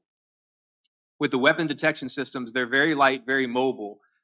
Through the training, what they do is employ one of those weapon detection systems right outside the classroom door. And then we randomly choose the classroom doors. We don't, it's not targeting any individual. We randomly choose those classroom doors. We have everyone walk through that and also bring their belongings through that. And we can increase the sensitivity of the weapon detection system to pick up on vapes, really smaller items of medical density or metal density. And it's really been successful in other school divisions through the training. So that's something that we've already briefed our administration on, and probably a practice that, it's a practice that logistically we can do at the drop of a dime. There's much more orchestration involved in my experience with getting the canines. Currently, if I remember correctly, I don't believe King George County has canines any longer. And in fact, across the state, they're really not training them any longer for certain drugs that we used to look for in the school division. When we last had this conversation with the sheriff's department, I think it was about a year ago.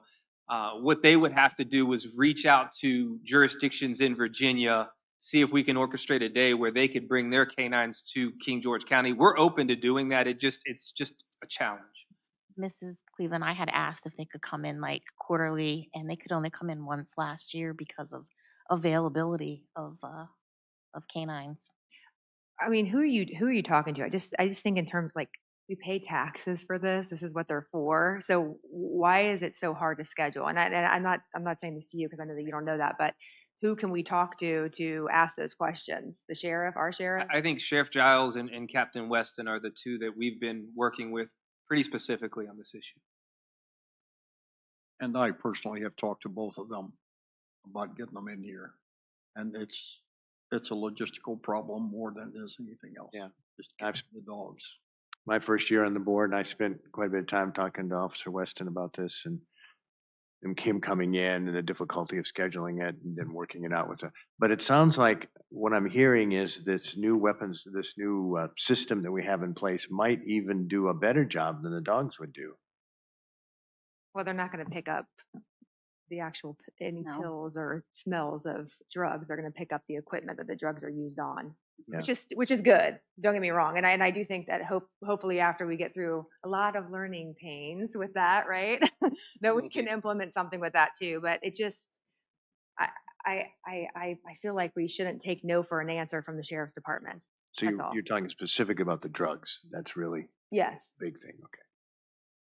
Dr. Boyd, I thought I heard we did not, with the resources to take care of the dogs and the laws changing with some of the drugs, that they did not have drug dogs to that extent anymore, and the focus was on dogs for bombs, weapons, gunpowder.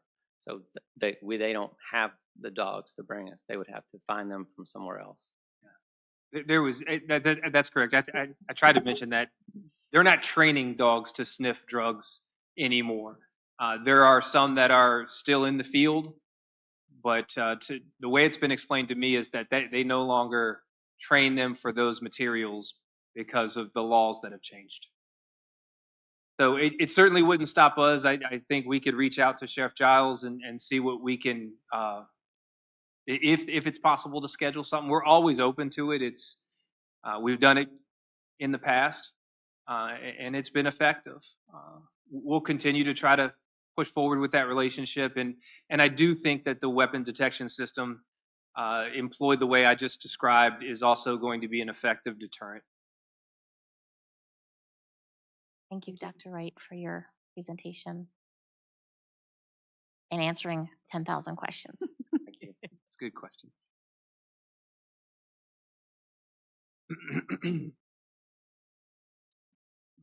Okay, moving along to our consent agenda. Did everyone have a chance to review the meeting minutes that were attached? And are there any questions, comments, changes that need to be made? And if not, do I have a motion to approve them?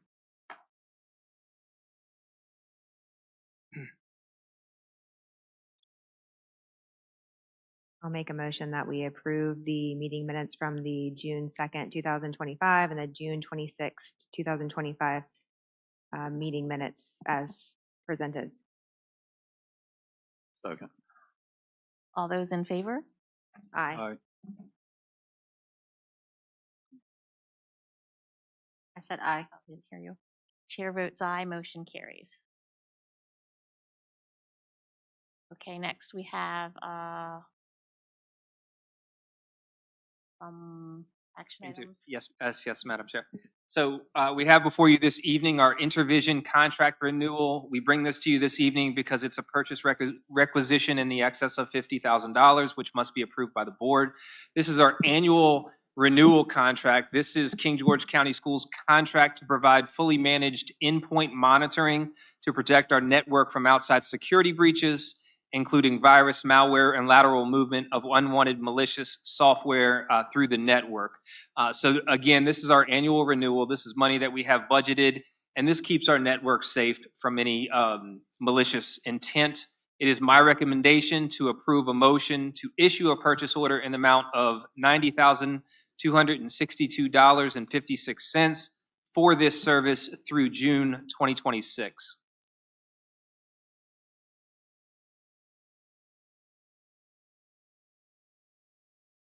I make a motion that we approve the purchase order in the amount of $90,262.56 for the intervention contract renewal. Second.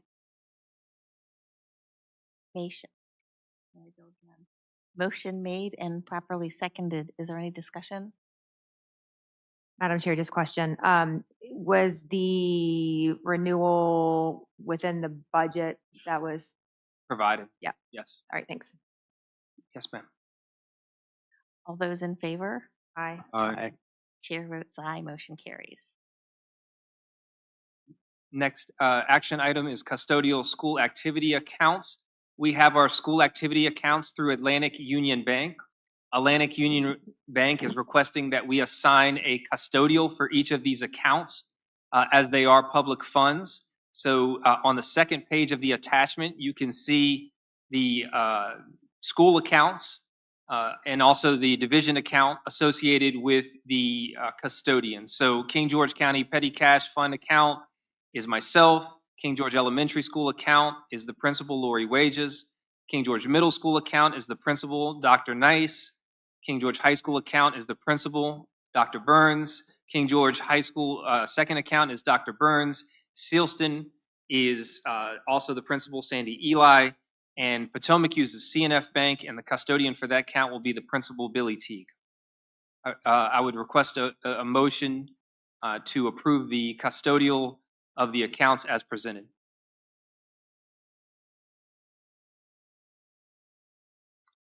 I make a motion that we approve the custodial school accounts as presented. Second. Motion made and properly seconded. Is there any discussion? I just have a question. Why is there, maybe it's not, why is it different with Potomac having a CNF account rather than the Atlantic Union?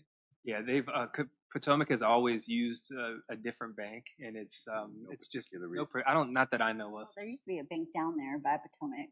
CNF used to be down there. That's probably it. Yeah, Yeah. that's probably exactly it. Just a minor question. That's all. All those in favor? Same thing. Aye. Aye. Aye. Chair votes aye. Motion carries. Madam Chair, the final action item this evening is the 24-25 additional school improvement grant funds. VDOE did contact the school board office to offer additional funding to the original application for targeted support for improvement grant. It was awarded to King George Middle School. If you remember, this is a lot of the money that we use for math improvement. Through the application process, King George County was awarded $20,000 to target reading and math intervention. That's additional. My recommendation this evening would be to approve the additional $20,000 funds from the Targeted Support and Improvement Schools grant awarded to King George Middle School. I make a motion that we approve the superintendent's recommendation of the $20,000 for the targeted reading and math instruction. Motion made and properly seconded. Any discussion? All those in favor? Aye. Chair votes aye. Motion carries.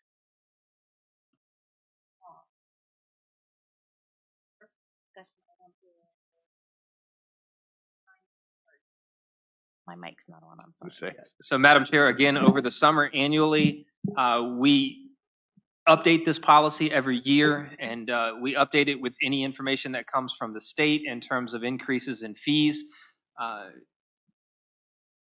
Ms. Scalf did a great job of updating this policy as well to make it a little more reader-friendly. And you can see the red line version there with the tables that have been crossed out. And then if you move down below, you can see the red line version of the new fees associated with these are any charges that we have in the school division for cafeteria, technology fees for damage to Chromebooks, and then King George High School parking fees and so on. I won't go through them all. And we do request a motion to approve this policy as it's a update. Madam Chair, I make a motion that we approve the student fees and fine updated charges. Second. Motion made and properly seconded. Is there any discussion? Yes, ma'am. Yes, Mr. Frank? Dr. Wood, on this AP exams, $100 for the AP exams, do we have anything in place to help students who cannot afford that? Yes, sir, Mr. Frank. So through Mrs. Fisher's department, student services, if we have a student that expresses need or inability to pay for the exam, then we have funds set aside to help with that. Okay. Student parking, $40. It's been that way as long as I can remember. You think maybe next year around we might move that up a little? That's something that we can discuss. Yes. Along with behind the wheels, 175. I think it's been that way for at least 20 years. Yeah. Those are certainly things that we can discuss and bring to you before this is approved next year. Those two fees. Now, this money for the behind the wheel, where does that go? Does that go back to the school? Is that what you use to pay the drivers?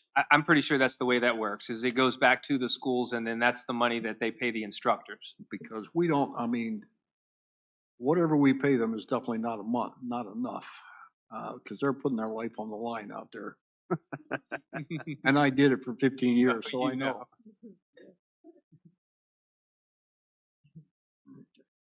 Thank you. Thank you. Any more discussion? I just want to ask about the AP exam. I did have a student come to me and ask me about that. What I hear you say there are funds to help them. What's the is there a general criteria, or just if they ask and they? I think if they go and speak with their counselor, then they can work through the. I don't know that there's a specific criteria, but if there's an expressed need, then we work with those students to help them. Yeah. We let put it this way: we don't have any students that will say, "I want to take an AP exam," and we can't help them if they can't afford it. I did have one that came to me and said that they wanted to take the AP exam, but because of the $100, they decided to. Anyway, I don't know if they knew for sure that they'd be able to. Because it didn't seem like that much money to me, but to that person it did. And that particular student pays for everything themselves, which is really admirable. But that is interesting. I think I'll go back to that student and mention. Let them know to speak with their counselor. All right. Usually that'll get back to Mrs. Fisher. All right, good. Thank you. Any more discussion? All those in favor? Aye. Aye. Chair votes aye. Motion carries. Ms. Scalf, thank you. It does look much better in this format. Yeah, it is. Appreciate that. Madam Chair, the next discussion item is policy JFCK. As you know, this is our cellular phone and personal communication device policy. We have done a lot of work on this policy and have really come out ahead of the curve. The curve is now catching up to us because the state has their recommended guidance and approved policy. So at the request of Mr. Frank, we have included both the recommended state policy and our current policy for discussion this evening. Okay, who would like to go first? Yes, Dr. Wood, Madam Chair. I think we've done about as well as we can with this policy as far as following the governor's guidelines and now the Code of Virginia guidelines. The only thing that we do not have that I see in this policy is the paragraph for the 504 plans that are there that need, phones as part of their 504. Now, that doesn't mean that I hope we don't have 1,500 students go in and ask for 504s now. But I think that's there. as Dr. Wright mentioned earlier, with the Code of Virginia and the governor's guidelines, we can no longer take students out of class. So that's why we put in the confiscation that was there. And so I think our policy is good. But I know that just because it's on paper doesn't mean that that it's the best that's there. So at our next meeting on August the 4th, I think it is, would it be possible for the principals to tell us so that we can get them to put some input in this and get them to get some meat in the game on this to make, to tell us each principal of the school tells us what their plan is on the implementation and the enforcement of the policy. Do that. That would be at the next meeting, I assume, because school It'd have to be. has to be at the next meeting, so we could. I can see if we can arrange that for the next meeting before school starts. So we're looking for how we intend to set the expectations on the front end for the cell phone policy starting the school year, and how we intend to monitor and implement the policy moving forward. Yes, sir. And as much of that as we can get out to the students and the families, we need to do that also. So, as soon as possible.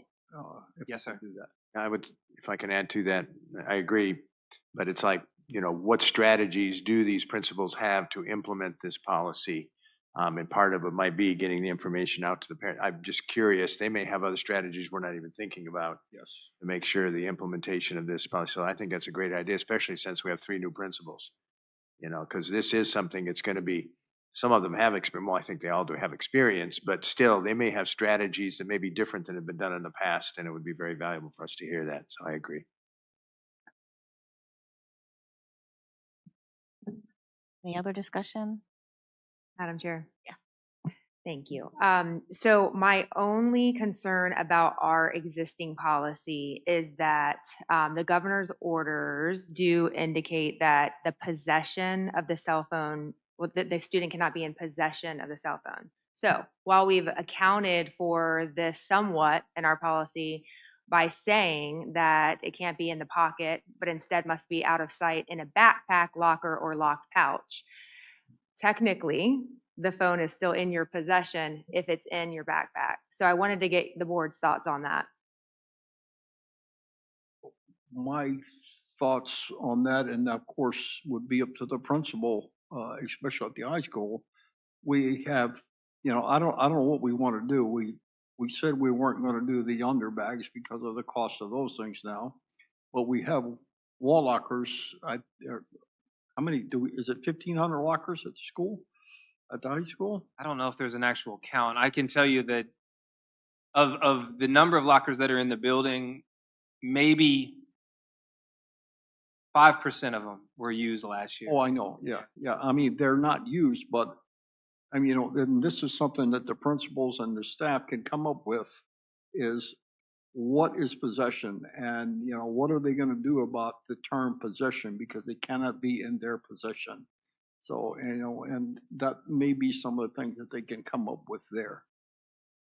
I think that goes to the strategies that they might have. Yes. How do they implement this policy?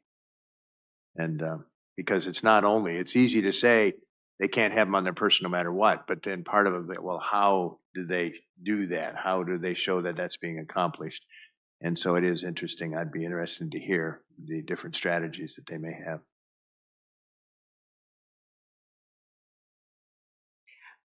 One more comment on that. So again, I think that we did a lot of work on our existing policy to include some of these things, but again, I don't think that I like the idea of getting the input from the principals, and I think that's great because there's a couple of things, not just possession, but also, it says that we need to include procedures for enforcement, which we did, right?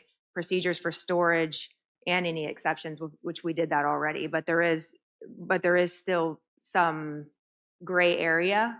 I don't like gray area, so I think that we need to look at it. if I can say something, I agree, but I just, again, I mentioned this before, I just think we need to be careful not to micromanage our principals. I think it's great to hear what they will do, what are their consequences. But let's hear from them rather than, try to make any more policies about that. But I don't disagree with you. It's just that I want to hear how they're going to do it without trying to tell them how they're supposed to do it. And I understand what Mrs. Cleveland is saying, because we went through pretty much the same conversation about a year ago. And it was a disaster, or it didn't work, let's put it that way. So I understand her concerns that are there on the gray areas. And if any board member has would like to change this policy, I mean, you have the right to do that by all means. If there's something that we need to tweak within this policy, let's do it. I would like to be able to say we could let the students keep them in their backpack with, trusting them to do that. But we all know that sometimes doesn't work because it's, they're addicted to them. And then it becomes a monitoring situation with the teachers, and we want them to teach and we want the students to learn. So I'm up for suggestions as well. I would be careful for the unintended consequences too, and how we want to enforce this. How far do we want our administrators going in determining whether or not there is a cell phone on a person? So, for example, somebody's carrying a backpack, and I mean, do we as a board are we in favor of searching a student that we believe has a cell phone on their person? I mean, that's the crux of the question. That's how far as a board, how far do we want our administration to go? Let me comment on that real quick, because we've already went over this many times, but I just want to make sure that I comment on this. I don't think that our teachers or administration should be patting down children to find out if they have a cell phone on them, or going through the backpacks to try to find out if they have a cell phone on them. I don't think that that's the issue. The issue is that when a cell phone is on them, it's going to cause distraction for that student, also the other students, and also for the teachers. So we came to the agreement that they would be put in their backpack out of sight. But we have still seen that students are getting them out of their backpack and using them. And so when we think about this new law that's in effect, it says it cannot be in possession. A lot of the other school divisions had gone to those package where it's not, right? And so they're not having as many problems as we had. And so when we look at this, it's just something for us to consider. I don't think we did book bags. I think they were allowed to wear them in their pocket last year. We changed it now, but I think We've never went through school system with that rule yet. You're right. At one point, it was that way. Yes. But the one that we're looking, the one we're dealing with right now, changed that. But we not during a school year. Not long enough to. The changes we did. As far as I know, in February. The last revision was in. So did we have any updates on how that worked? Since it was required to be in the February, you're saying that we went to taking it off their pockets and it had to be in their book bag? We didn't have anything. I don't think we ever told them that they could have them in their book. They had to be in their book bag, but did we? I think February was this revision. Yes, was that revision? That's when it was. Was that enforced? Because I don't remember that. I mean, we've talked a lot about enforcement throughout the year and how well it went. I think, this was described as the greatest challenge of the biggest problem that we were going to have to solve. So, do I think we made improvement? Yeah, I think we made improvement because this was going to be such a difficult thing to address. Do I think there's room for additional improvement? Absolutely. But I think and I think even our students were in a place where they were ready to accept what this policy presented for a number of reasons. I don't know that. I think it got better through February on, but I don't think that we've started a school year and implemented this policy yet to the extent that it could have been at the beginning of last school year. I'll agree, Dr. Ward. I think it got better. until it got to the end of the year. And then it kind of dropped off because I don't think all our school reps that we had told us that some teachers let them have phones out in the classrooms and some teachers didn't. I don't think there's any board member here that hasn't walked into a classroom and seen phones out. And those are things that we have to stop. We have to, somewhere or another, the teachers need to enforce it instead of saying, instead of being a nice guy or a nice gal, I'd say you can take your phone out. The last 15 minutes of class, you can have your phone out. Well, that's against the law. So.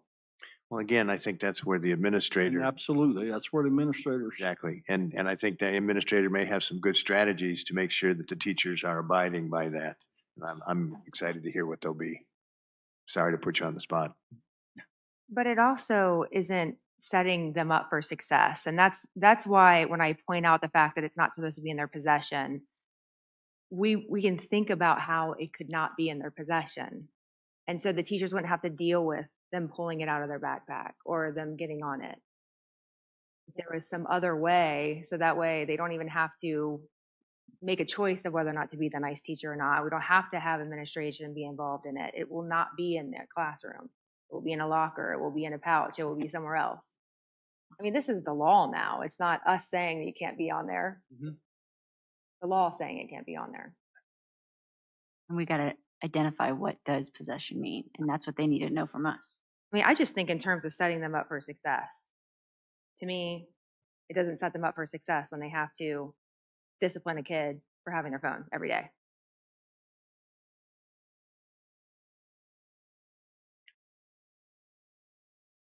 And I agree. And if you read the governor's or the Code of Virginia, the law, it says teachers are not responsible, administrators are.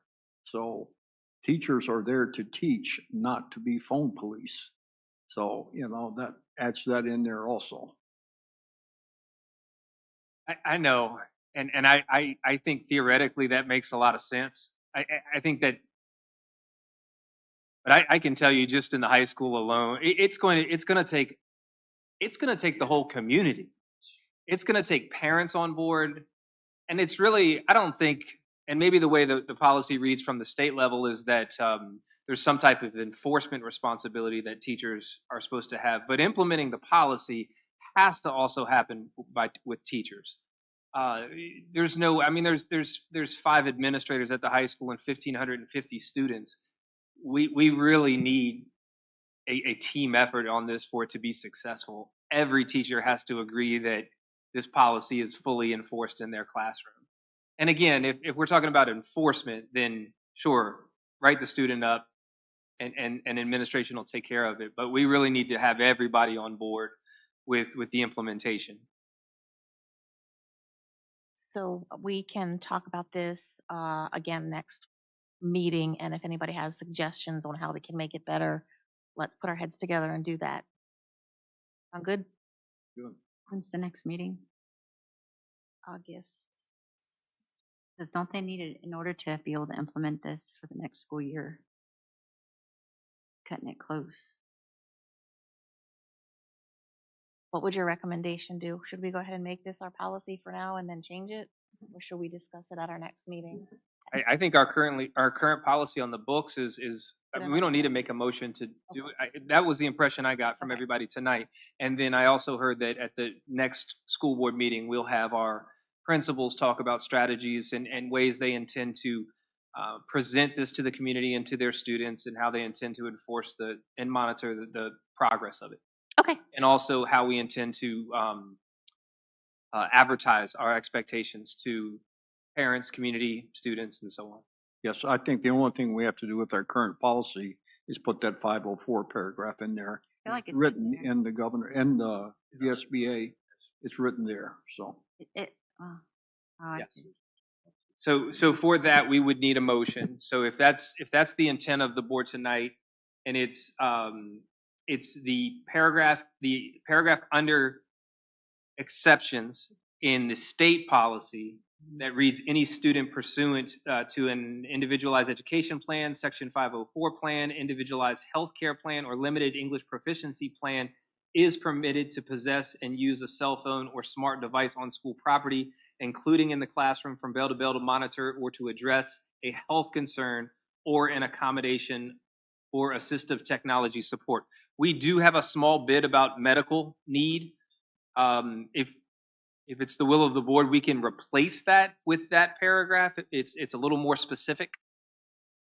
Yes, Madam Chair, I'd like to make a motion that we replace our present exceptions with VSBA recommendation and the state recommendation for exceptions.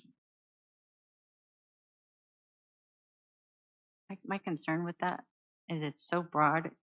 A 504 plan, if a student tells their counselor that they're less nervous if they could use their phone in class. And that's some of the That's things. kind of permitting it here. Yeah. It's saying, I'm just talking about what you're getting ready to approve. It's saying is permitted to possess and use a cell phone or smart device on school property, including in the classroom from bell to monitor or address. Okay, it says from bell to monitor or address health concerns. Okay. So is it So just specific, it's a little more specific specific and, for and that? they have to use it. They don't just get to use it, but it has to be used to monitor or address a specific health concern that is cited in their IEP or their 504. And this, I think the special ed departments will be brought up Yeah. to date on that so that they'll make sure that it's not abused. Can I just point out too that we did have exceptions for administrators, teachers, and other school personnel, and then we had another section for exceptions. So this would actually only replace the exceptions, not the exceptions for the administrators. I just want to be clear because I don't want to scratch that other exception out. Just the exception part. Understood. Need a second. Second. Motion made and properly seconded. Any further discussion? We already had that. What's that? We already had the discussion. I just double checking. All right, all those in favor? Aye. Chair votes aye, motion carries. Moving on to the VSBA policy updates there. Okay, I'll work through these relatively quickly if you want. As mentioned in our last meeting, VSBA did provide an additional policy update. We have already, through consent agenda, gone through many of the ones that were not substantive. We are into some now that are more substantive, and they're in relation to updates to the Virginia Code or Virginia laws. So I'll just begin with DJF, and you can direct me to move forward as you like. DJF is purchasing procedures. Really, this is an update to include a crime of moral turpitude, which we've looked up, right? And that has to do with lying, stealing, things of that nature. So that is added to that along with violent felony. Also, per state code, and that code is referenced there. There is a way now via state code that those that have those crimes or felonies on their record can be hired by a school division if they meet a certain criteria. And if you've read through that, the criteria is pretty strict, and it ultimately ends with whether or not you as a board believe that they're an individual in good standing. So yes, it exists, although it's a very high bar. So we've read through this, and we are in favor of the changes through HR. And the last section there has to do with an added section on any contract that we negotiate and go into cannot include any child labor provisions. Surprised that's in there. That's just getting in there now. Is the board okay with going through all of these and perhaps voting them all, approving them all at once, or? That we went through that already, that these have more meat that we probably should look at. I can do it either way. If you mean make a motion for each one or just keep going? Correct. Just keep going, and then And then if you want me to stop and if you have questions, anybody just needs keep them to going. stop. Okay. Thank you. Okay. The next one is GCB. GCB is professional staff contracts. This updates the it removes the term of temporary employed teacher, and then now it includes substitute teachers. There's been an increase in obviously the number of substitute teachers needed. So they've redefined that. You'll see that in a few of these policies as we move down. But again, the only difference there is that changing that definition and then cross-referencing the policies that it addresses, which we'll also cover this evening. Third policy is GCDA. GCDA is effective criminal conviction or founded complaint of child abuse or neglect. Again, I think this is in reference to Virginia Code, and it talks about how a school board may employ an individual who has been convicted. And again, that same high bar exists for meeting those qualifications and employing that individual. That's the only change there. Next up is GCE. GCE, again, is substitute teachers. And what it does is it changes. If you remember, if we had a long-term substitute, we could have them for 90 days. They've increased that number to 180 days, given the number of substitutes across the division, really the long-term subs that we're employing across the state. And it's increased the definition for that. Those individuals have to hold a baccalaureate degree and must not have met the qualifications for a provisional license. That's why they would be a long-term sub and not a provisionally licensed teacher. It also requires the school board, or more specifically HR, to develop a professional development plan for those individuals that are working in that capacity. GCG is next. That's professional staff probationary term and continuing contract. Again, this is one that turns the pronouns into proper nouns. And again, some grammatical things. It updates lowercase policy to uppercase policy. And again, just pronouns into proper nouns. Well, hold on. Sorry. I thought that would be one that would perk you up, Mr. Yes, it does.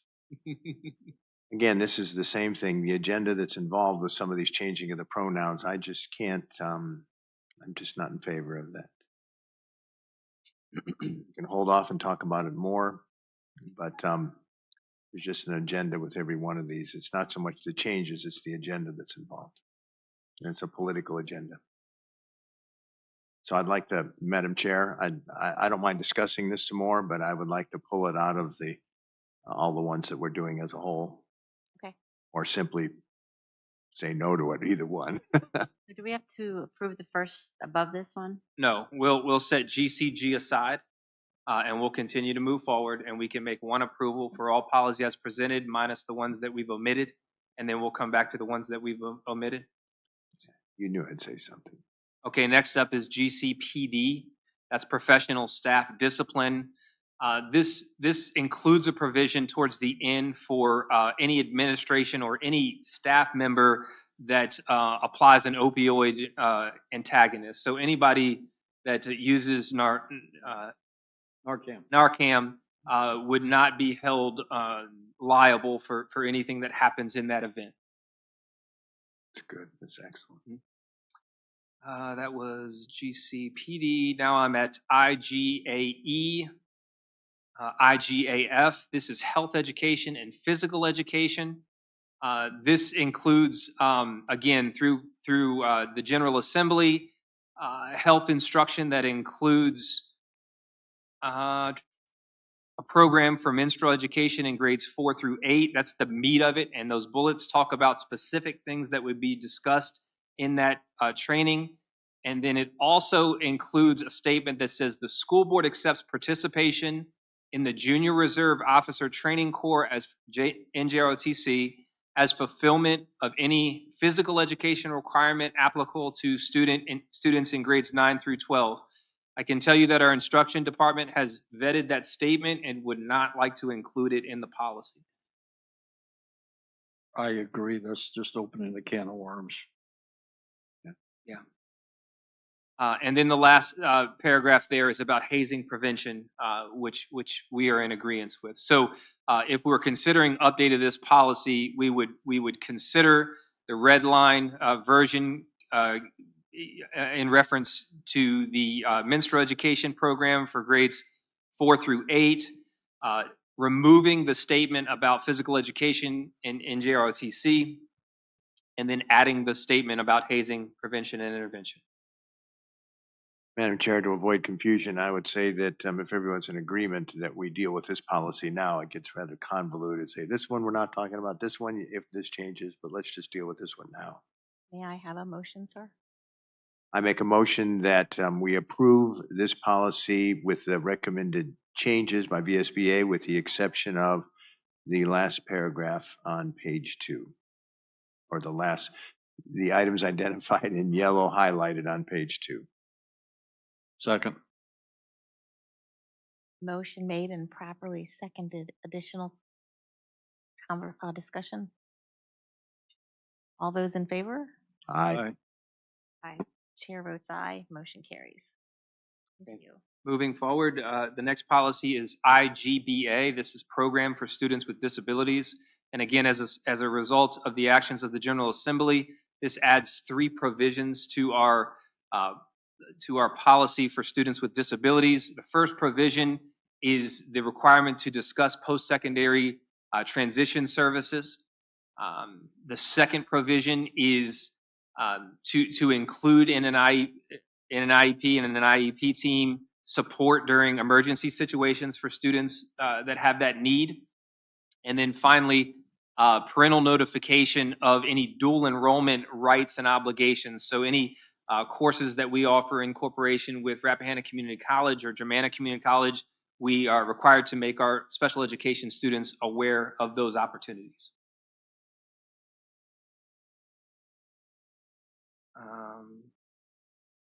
The next up is IGBJ. This one has received a lot of discussion across the state of Virginia. This was passed by the General Assembly, and this policy is advanced or accelerated math courses. So moving forward, any student that receives a certain pass score on their SOL, and that cut score will change annually because it's whichever students are in the top quartile of that math score will automatically be enrolled in the advanced math course in the preceding school year. So policy-wise, again, this is not a difficult one. This is state required. Logistically, we have begun working with our school administration and our instructional team, because what this will create is the need for additional advanced level math sections. And again, we have teachers that can teach these courses and adjust appropriately. I will also include that there's a provision in this new policy that although the students are automatically enrolled, the parents have the opportunity to opt out of that automatic enrollment if they would prefer to. I have. Yes, sir. So you're saying at the present time, if we were to implement this, that we don't have those advanced, in some areas, we don't have those advanced math classes. No, we are prepared to accept this policy. I understand that, but at the moment, though, we don't have the advanced classes. We have teachers who'd be willing to teach those.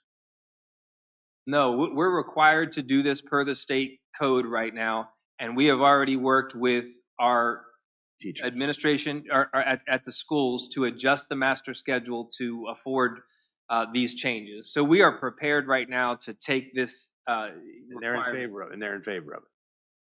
They Our being administrators. It was shocking. I mean, it's a big change, and it has been across the state. But given the fact that this is required at this point, we can do it. But I think what you're asking is Well, here's the thing. It's just like all of these things. I understand, is this Virginia code now? Is that what you're saying? it's required. It's not just simply VSBA's Yes, this is in Virginia code. interpretation. Mhm.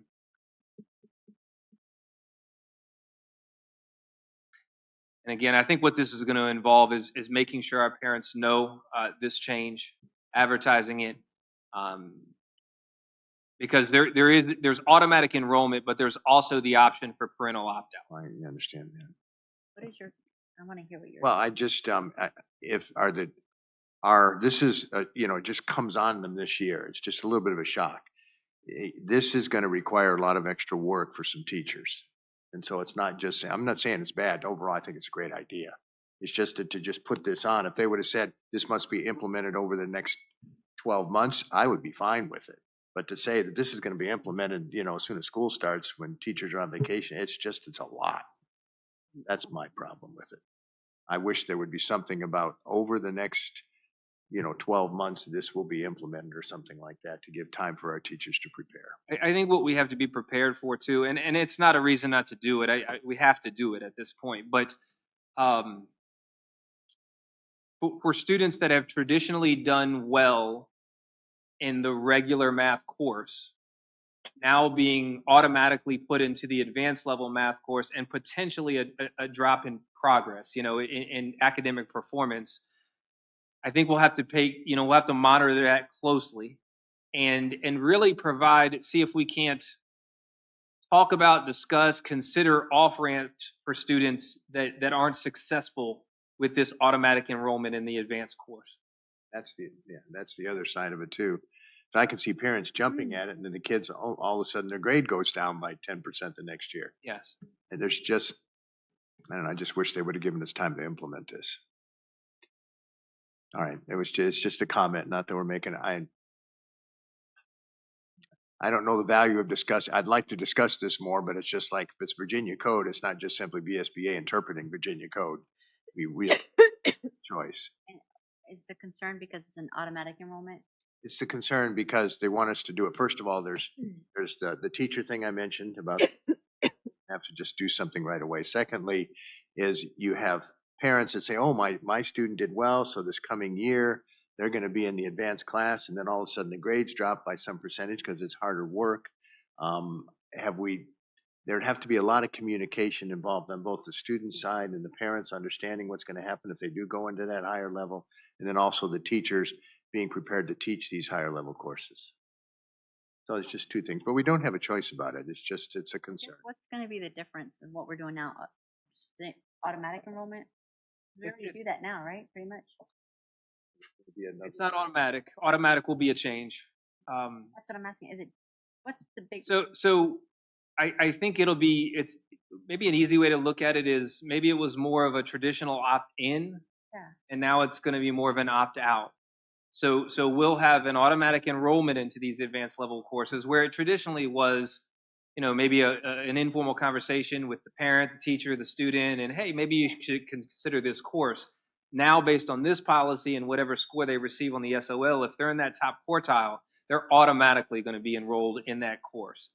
We'll have to reach out, make sure that parents are aware that there's an opportunity to opt out. Yeah. But it'll be an opt-out situation instead of an opt-in, as was probably more the traditional approach. I think if students are in advanced math, it starts in like third or fourth grade, so the progression is, constant and the same. Whereas they're in a regular math class in sixth grade taking SOL, all of a sudden now they're in advanced math class, and that's a big change for parents too. So that's the and teachers, because now, one, you have students that they're recommending and they're getting advanced grades and they're doing fine. But now all of a sudden you're going to have these students that are automatically in there, and the enthusiasm may not be, there's all kinds of issues involved with that. So it's a burden on the teachers because they're probably going to have to change a little bit of their teaching strategies, to be honest. Anyway, it's enough conversation. We spent too much time on it, but it's just a concern I have. That's all. Thank you, Madam Chair. Madam Chair, next policy is IJD. This is college and career readiness. Again, this is something that was discussed widely across the state. I think the end result is a good one. This is now is required per Virginia code that each qualified high school student is provided access to courses at each high school in the division that are sufficient to complete the Passport program and the Uniform Certificate of General Studies program. These are the courses that are required through the community college for the associate's degree program and the relationship that we have with Rappahannock Community College and Germanna Community College. So those courses have been and will continue to be offered at the high school. The new part of it is that it will be at no cost to the student. So traditionally, we have paid a certain fee for credit hours. That fee will still exist for courses that are dual enrollment outside of the Passport program or the Uniform Certificate of General Studies. But for courses that qualify for those areas, there will be no fee now. That's a good thing. Good. IJD, moving forward. I am on JCJ, classroom assignment for twins. So this has always been a policy that parents have the ability to request either the same classroom or a different classroom if they have twins. It sounds like maybe across the state there's been some contention there. And the updated policy now includes this phrase: schools must provide the placement request by the child's parents unless the division superintendent or designee makes a classroom placement determination following the principal's request to do so, based upon a determination by the principal at the end of the initial grading period and in consultation with the classroom teacher. Basically, if there is disruptive or harmful behavior with those students being in the same class or different classes, then the principal can make a recommendation to the superintendent, and we can really override that request. JCJ, and now I am on JO. JO is student records. So again, there's just an update to the bullets on what qualifies as educational records. If you see, there's a bullet highlighted in red at the bottom. If a student or student parent participates in the address confidentiality program pursuant to Virginia Code, the student's street address or route number is not part of the student's educational records. As you know, and I think we've talked in the past, there's certain directory information that we are required to share. So that added clause, I believe, is in consideration of that.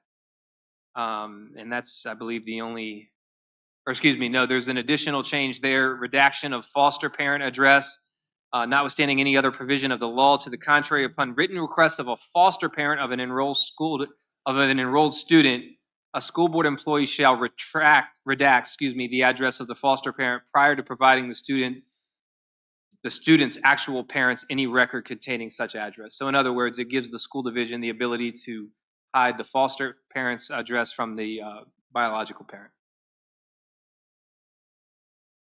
How do we, Mr. Chairman, how do we track that correct? Like, what if a biological parent came to the school and wanted to take them out? How do we know not to? So they would go through Make the sure. registrar specifically. Yeah, and just show their and ID. we would make sure, yeah. And It's all in the computer there. Okay, And we have little talk it through. like notification things that pop up in Power School that give us some information like that. Custody situations and things of that nature. Gosh, this is a lot of policies. I'm trying to figure out where I left off. JRCA. JRCA is our school service provider's use of student personal information. So this came about with a lot of the third-party vendors we're using, specifically technology companies. As you guys know, we use a lot of software programs, and this just puts in policy how it formalizes the way that we can and cannot share personal information about students with those third-party vendors. All right, next up is KBA. Thank you. Keep me straight. This is KBA, Request for Public Records. This is our policy that references our FOIA officer. We made some updates here so that we can continue to be accurate in this policy.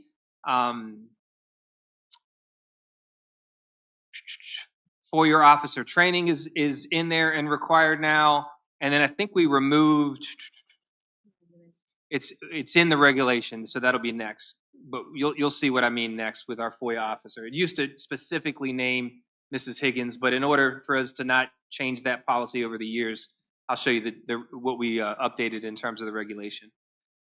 So regulation KBA-R. KBA-R, this is our regulation for the request for public information. It's required to put on there that we posted on our school board office, and it's at our school board office and on our website.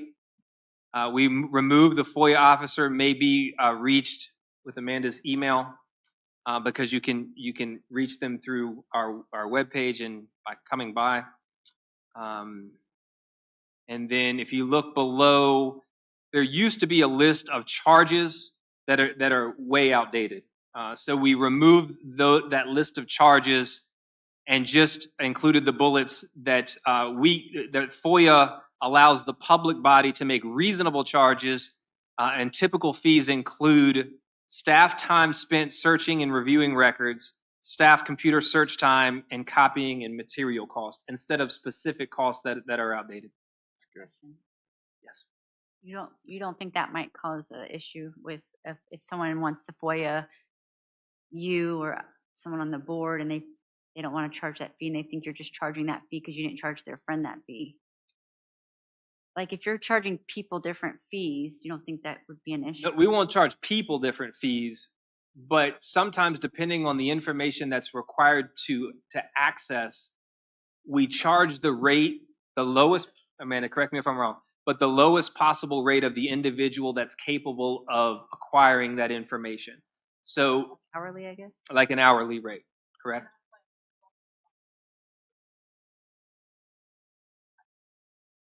So if we need to do a computer search, we wouldn't charge the hourly rate for the director.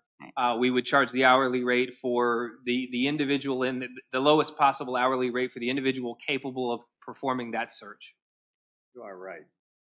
I think you're right, Ms. Davis, is that some people could think, because they don't understand all this, they could just simply do a FOIA request and then their friend does another one and then there are two different rates. Yeah. It's possible, but I think explaining to them the difference between one FOIA might require a whole lot of research and another one just an hour is a lot of research, and if someone's only making like 50, well, I guess that makes sense. Well, Ms. Higgins does a great job of making sure that anyone making a FOIA request is aware of how that cost breaks down. Okay. Mm-hmm.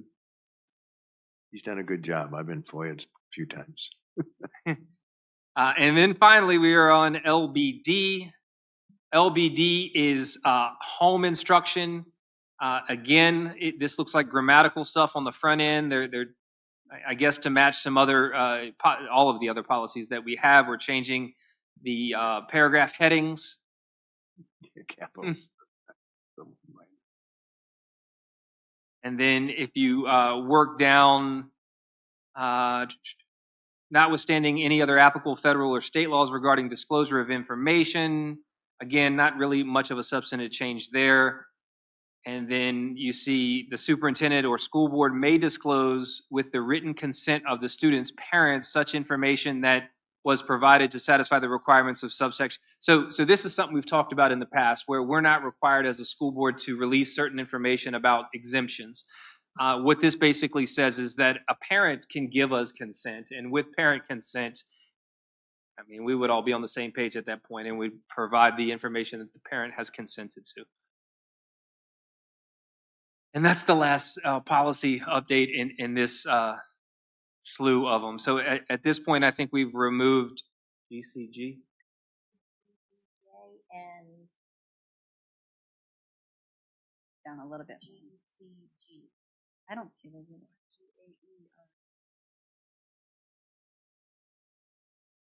GCG set aside, and IGBJ was the math advanced. So, I mean, we really just, we have to do that.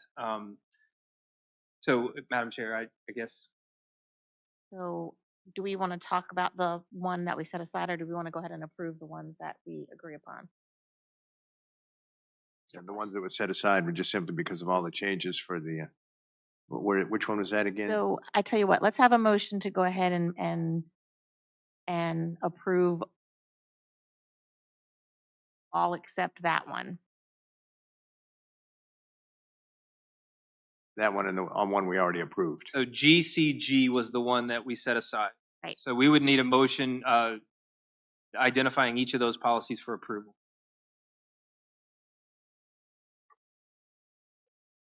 So 60 minutes. So take a deep breath. Oh, you have to say their name? Yeah. Thanks. All right, Madam Chair, I make a motion that we approve policies DJF, GBD, GCDA, GCE, GCG, GCPD, IGAE, IGBA, IGBJ, IJD. Which one did we want to take out? Which one did You you? already said You it. already said it, though. GCG. You already passed the side. GCG.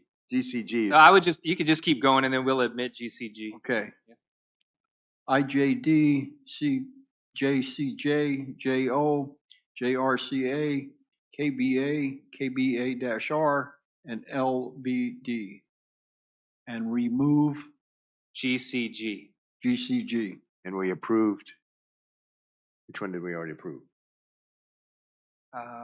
We already approved the physical fitness, the IGAE, I guess. Yep, so we removed that one as well. That one also.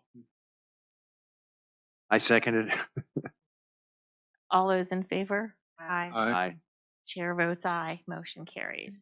Okay, now back to GCG. GCG. I didn't see when I was looking through it anything. Well, there are several times when they simply, like some of the other policies we even looked at here with these other ones, it just simply changed it from his to superintendent.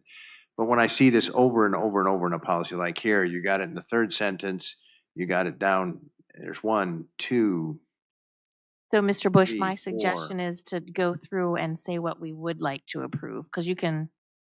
I'd say just remove all the pronoun changes, period, which basically that's all that's here, except for There's some- capitalizations. There's some other grammatical changes too in the continuing contract section and stuff. Dr. Ward, can your staff fix that and bring it back next time? So the directive is to ignore the pronoun changes, but update the grammatical changes. Yes, Bring that back next time Please. for action. yes, that's good. Thank you. Approve it with just those changes, or you have to do the changes already? I can do it either way. Yeah. We could approve it now. Yeah. With the amended changes. And I make a motion that we approve policy, what is it, CGC?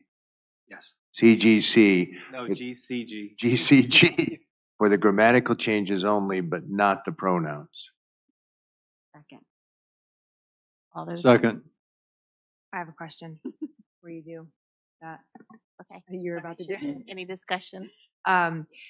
So I know that this is like very picky, but it is bothersome to me. So there is a pronoun, but it's his, and it says his, and it's reflecting the superintendent.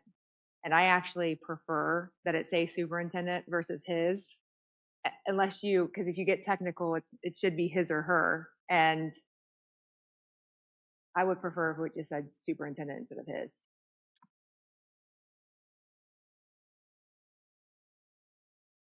Where's that? The page. It's on Second. page It's the first full page at the bottom. 1. Says the teacher of his, the superintendent's intention with respect to the recommendation. We actually came across this before in a previous policy and didn't change and did change that because That's of not it really a reflecting pronoun his. change. That's just. All right, yeah, I'm fine with that. Got I that? just, the whole thing with all of these pronouns is simply, it's just political.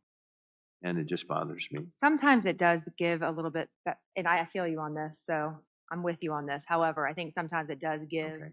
a little bit more clarification, especially with this one where it says the superintendent. I just don't really More like how up it to always date. refers to his. Back. Well, the Speaking with- superintendent on that one right there, in the days after the superintendent notifies the teacher of the superintendent's intention, it's repeating the word. His generally in the past could mean him or her. You know what? You're right, David. That's Right. redundant if you read that sentence. It is. But here's, and grammatically, when these things were used in English, the his did mean his or her. I know we made a big deal out of it in the last 15 years or so. And I understand that. But I'm just saying again, for a couple of hundred years, the English language, when it would use words like this with his, it could mean his or her. It's just that now, because of the politics, we've changed all that. So I hear what you're saying, but it is a little redundant even in that sentence to use the word superintendent twice. You can put his, hers. Yeah, I mean, that's the thing. It's his or her. It's not just his. So that's why I think it's better to just use the actual person who's superintendent. Some of it does make sense when you just clarify and take out his, her, and just say, instead of saying his, her, it's the teacher, it's the superintendent, it's Okay. the cafeteria worker. I understand. whatever. That's fine. Aaron, you have everything clear as mud now? Followed. All right. Okay, all those in favor? Aye. Chair votes aye, motion carries.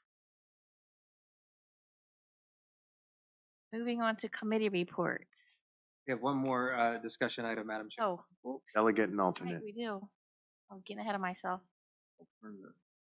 So, Madam Chair, a school board in good standing with VSBA is entitled to one vote in all meetings of the association.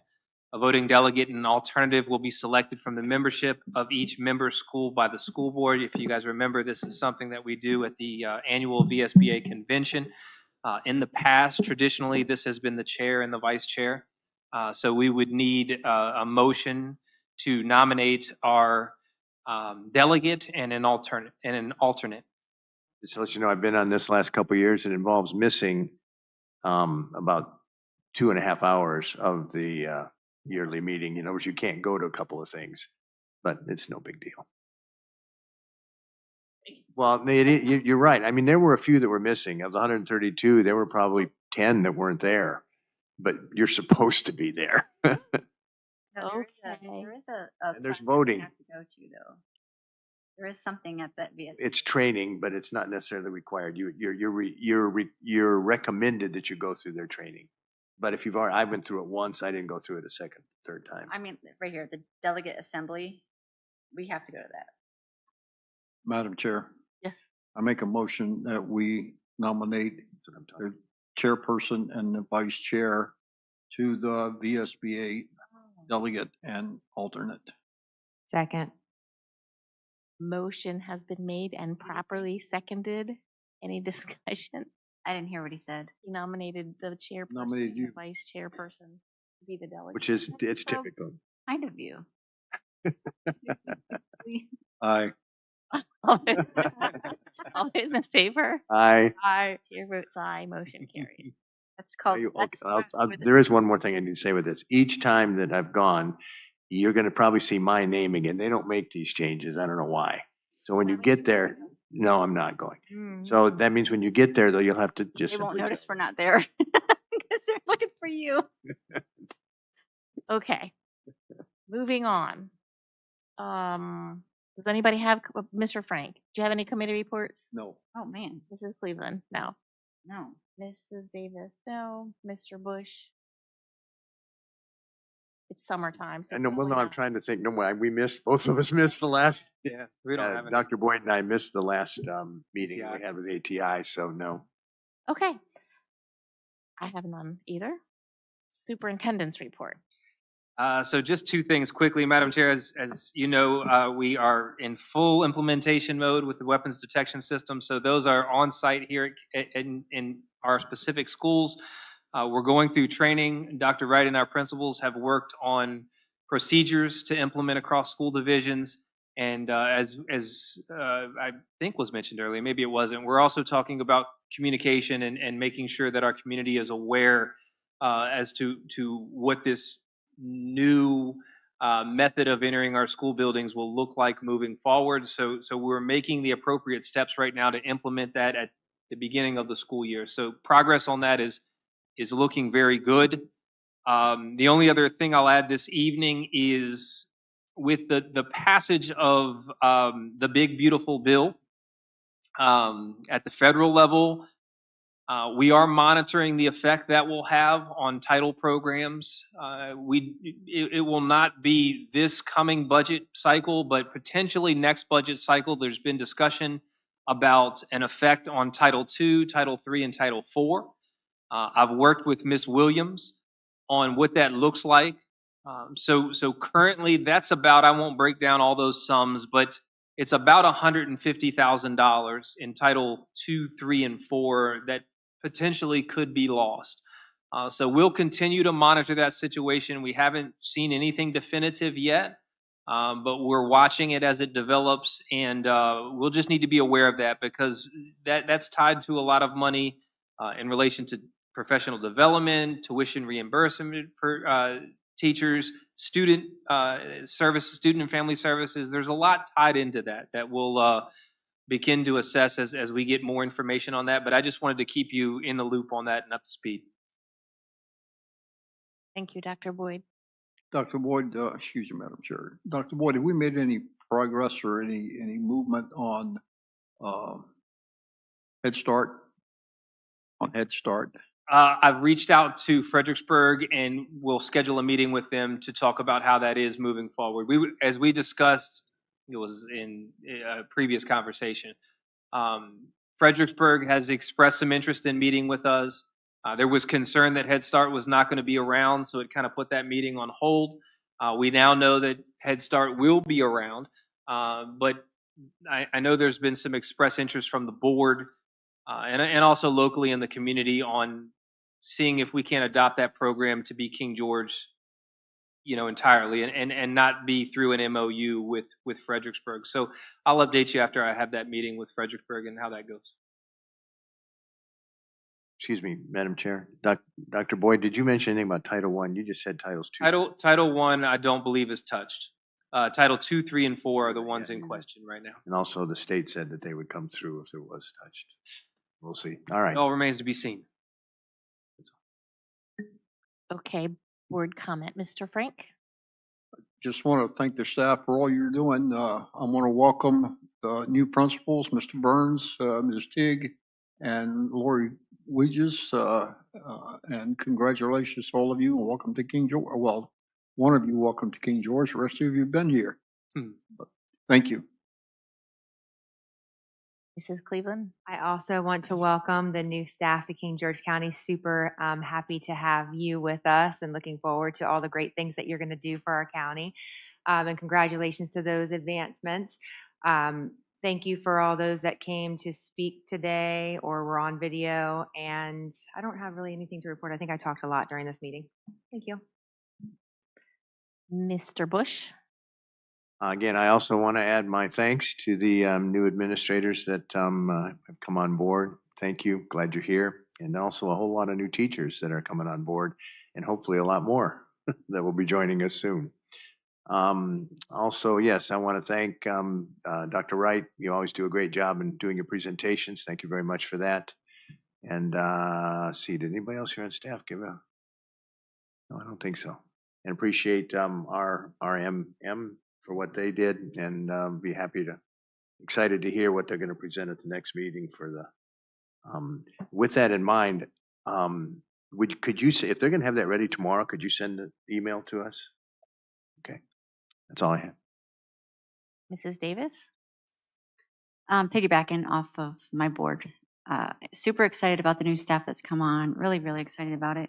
I feel bad for where you left because I'm sure they're going to miss you a lot of. Where was it, Northumberland? Mm-hmm. They're going to miss you, but we're happy to have you. We're excited about it. I love when I hear from the community about how they're excited about the changes, or like Miss Lori. There's never a time I say her name where people are like, yes, like they're so excited about her. Yeah, so we're looking forward to that. RRMM, is that right? That's right. Same thing. Super excited about the VOTEC school. I want to do it cost effectively. But I am excited of what that looks like for us in the future. That's exciting. And then that's about it. Yeah. Yes. And Dr. Wright, where is he? Back there. Oh, sorry. Didn't see. Anyways, thank you for your hard work and all that you do is bring to the table and what you do for our schools and how you help Dr. Boyd and just being that sidekick to him, partner in crime. And that's it. Oh, I wanted to say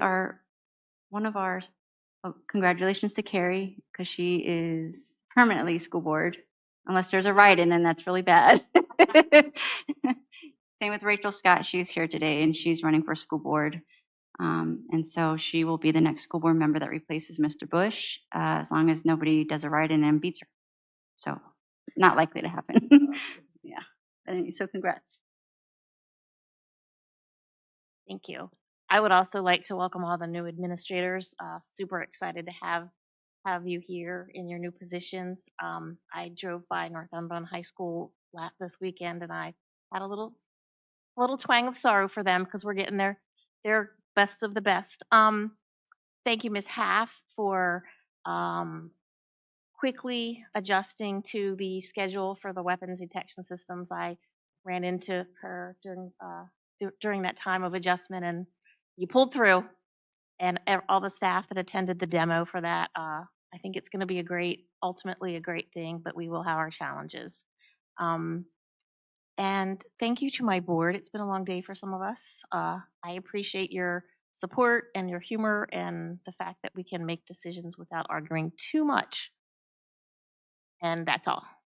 You look at me. I wasn't looking at you. Oh, folks. Now I would like someone to make a motion to go into closed meeting. Madam Chair, I make a motion that pursuant to State Code Section 2.2-3712A of the Code of Virginia, I move that the board convenes in a closed meeting to review hires, reassignments, resignations, stipends, and the superintendent's evaluation as permitted under 2.2-3711A 1 of the Code of Virginia. Second. All those in favor? Aye. Aye. Chair votes aye. We are now in closed session.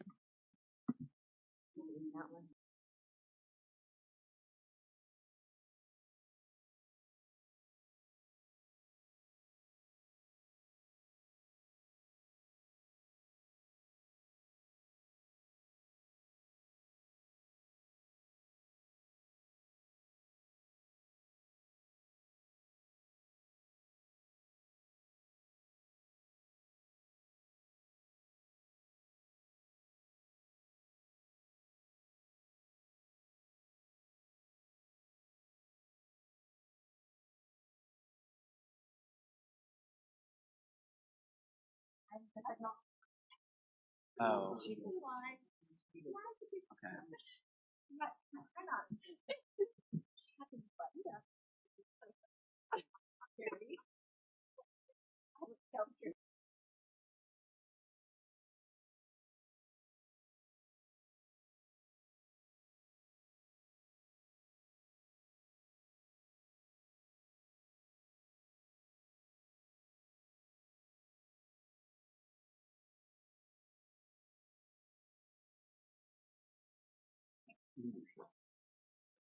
Those books. I make a motion to return to open meeting, right? Open. The King George County School Board return to open session and certify that pursuant to State Code Section 2.2-3712D, only public business matters lawfully exempted from open meetings requirements under the chapter, and only such public matters as were identified in the motion by which the closed meeting was convened were heard, discussed, or considered in the meeting by the public body. Second. Certify. Certify. Certified. Certify. Chair certifies. All in favor? Aye. Chair votes aye. Motion carries. I make a motion that we accept the personnel as presented. Second that motion. All those in favor? Aye. Aye. Chair votes aye. Motion carries. We need one more motion to adjourn. Madam Chair, I make a motion that we adjourn until August the 4th at 5:30 this building. Yes. I accept. Second. Seconded, I'm sorry. All in favor? Aye. Chair votes aye. Motion carries. They didn't vote, but There's a possibility we may need a personnel special meeting. So we'll reach out and let you know when that would be. But if we end up hiring a number of people that we need to start before our next board meeting, then we'll just need 3 of them, as we've done in the past. I'm here.